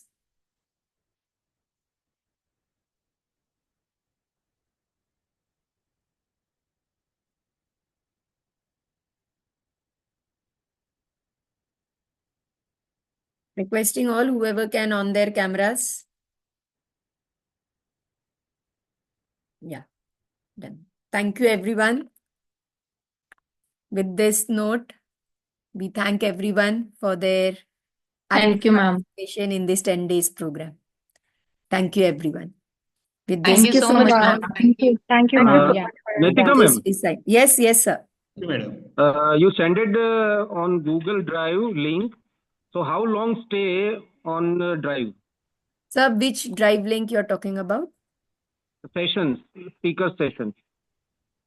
Sir, that drive link we have not made inaccessible. It will be there. And further, sir, we will be uploading all these recording on the YouTube also within 1 week's Okay. time. So there Okay, also it thank will you. be Thank you. available. Yeah. Thank you, ma'am. Thank you. So unless that is an assurance, unless we upload on YouTube, we will make the drive accessible. Okay, thank you. Yeah. Thank you, sir. With your permission, everyone, we wind up the session and we end the meeting. Thank you, everyone. Thank you, Natika Thank you, ma'am. ma'am. Thank you. Thank you, Thank Nitika you, ma'am. ma'am. Thank you so much. Thank you. Thank you, ma'am.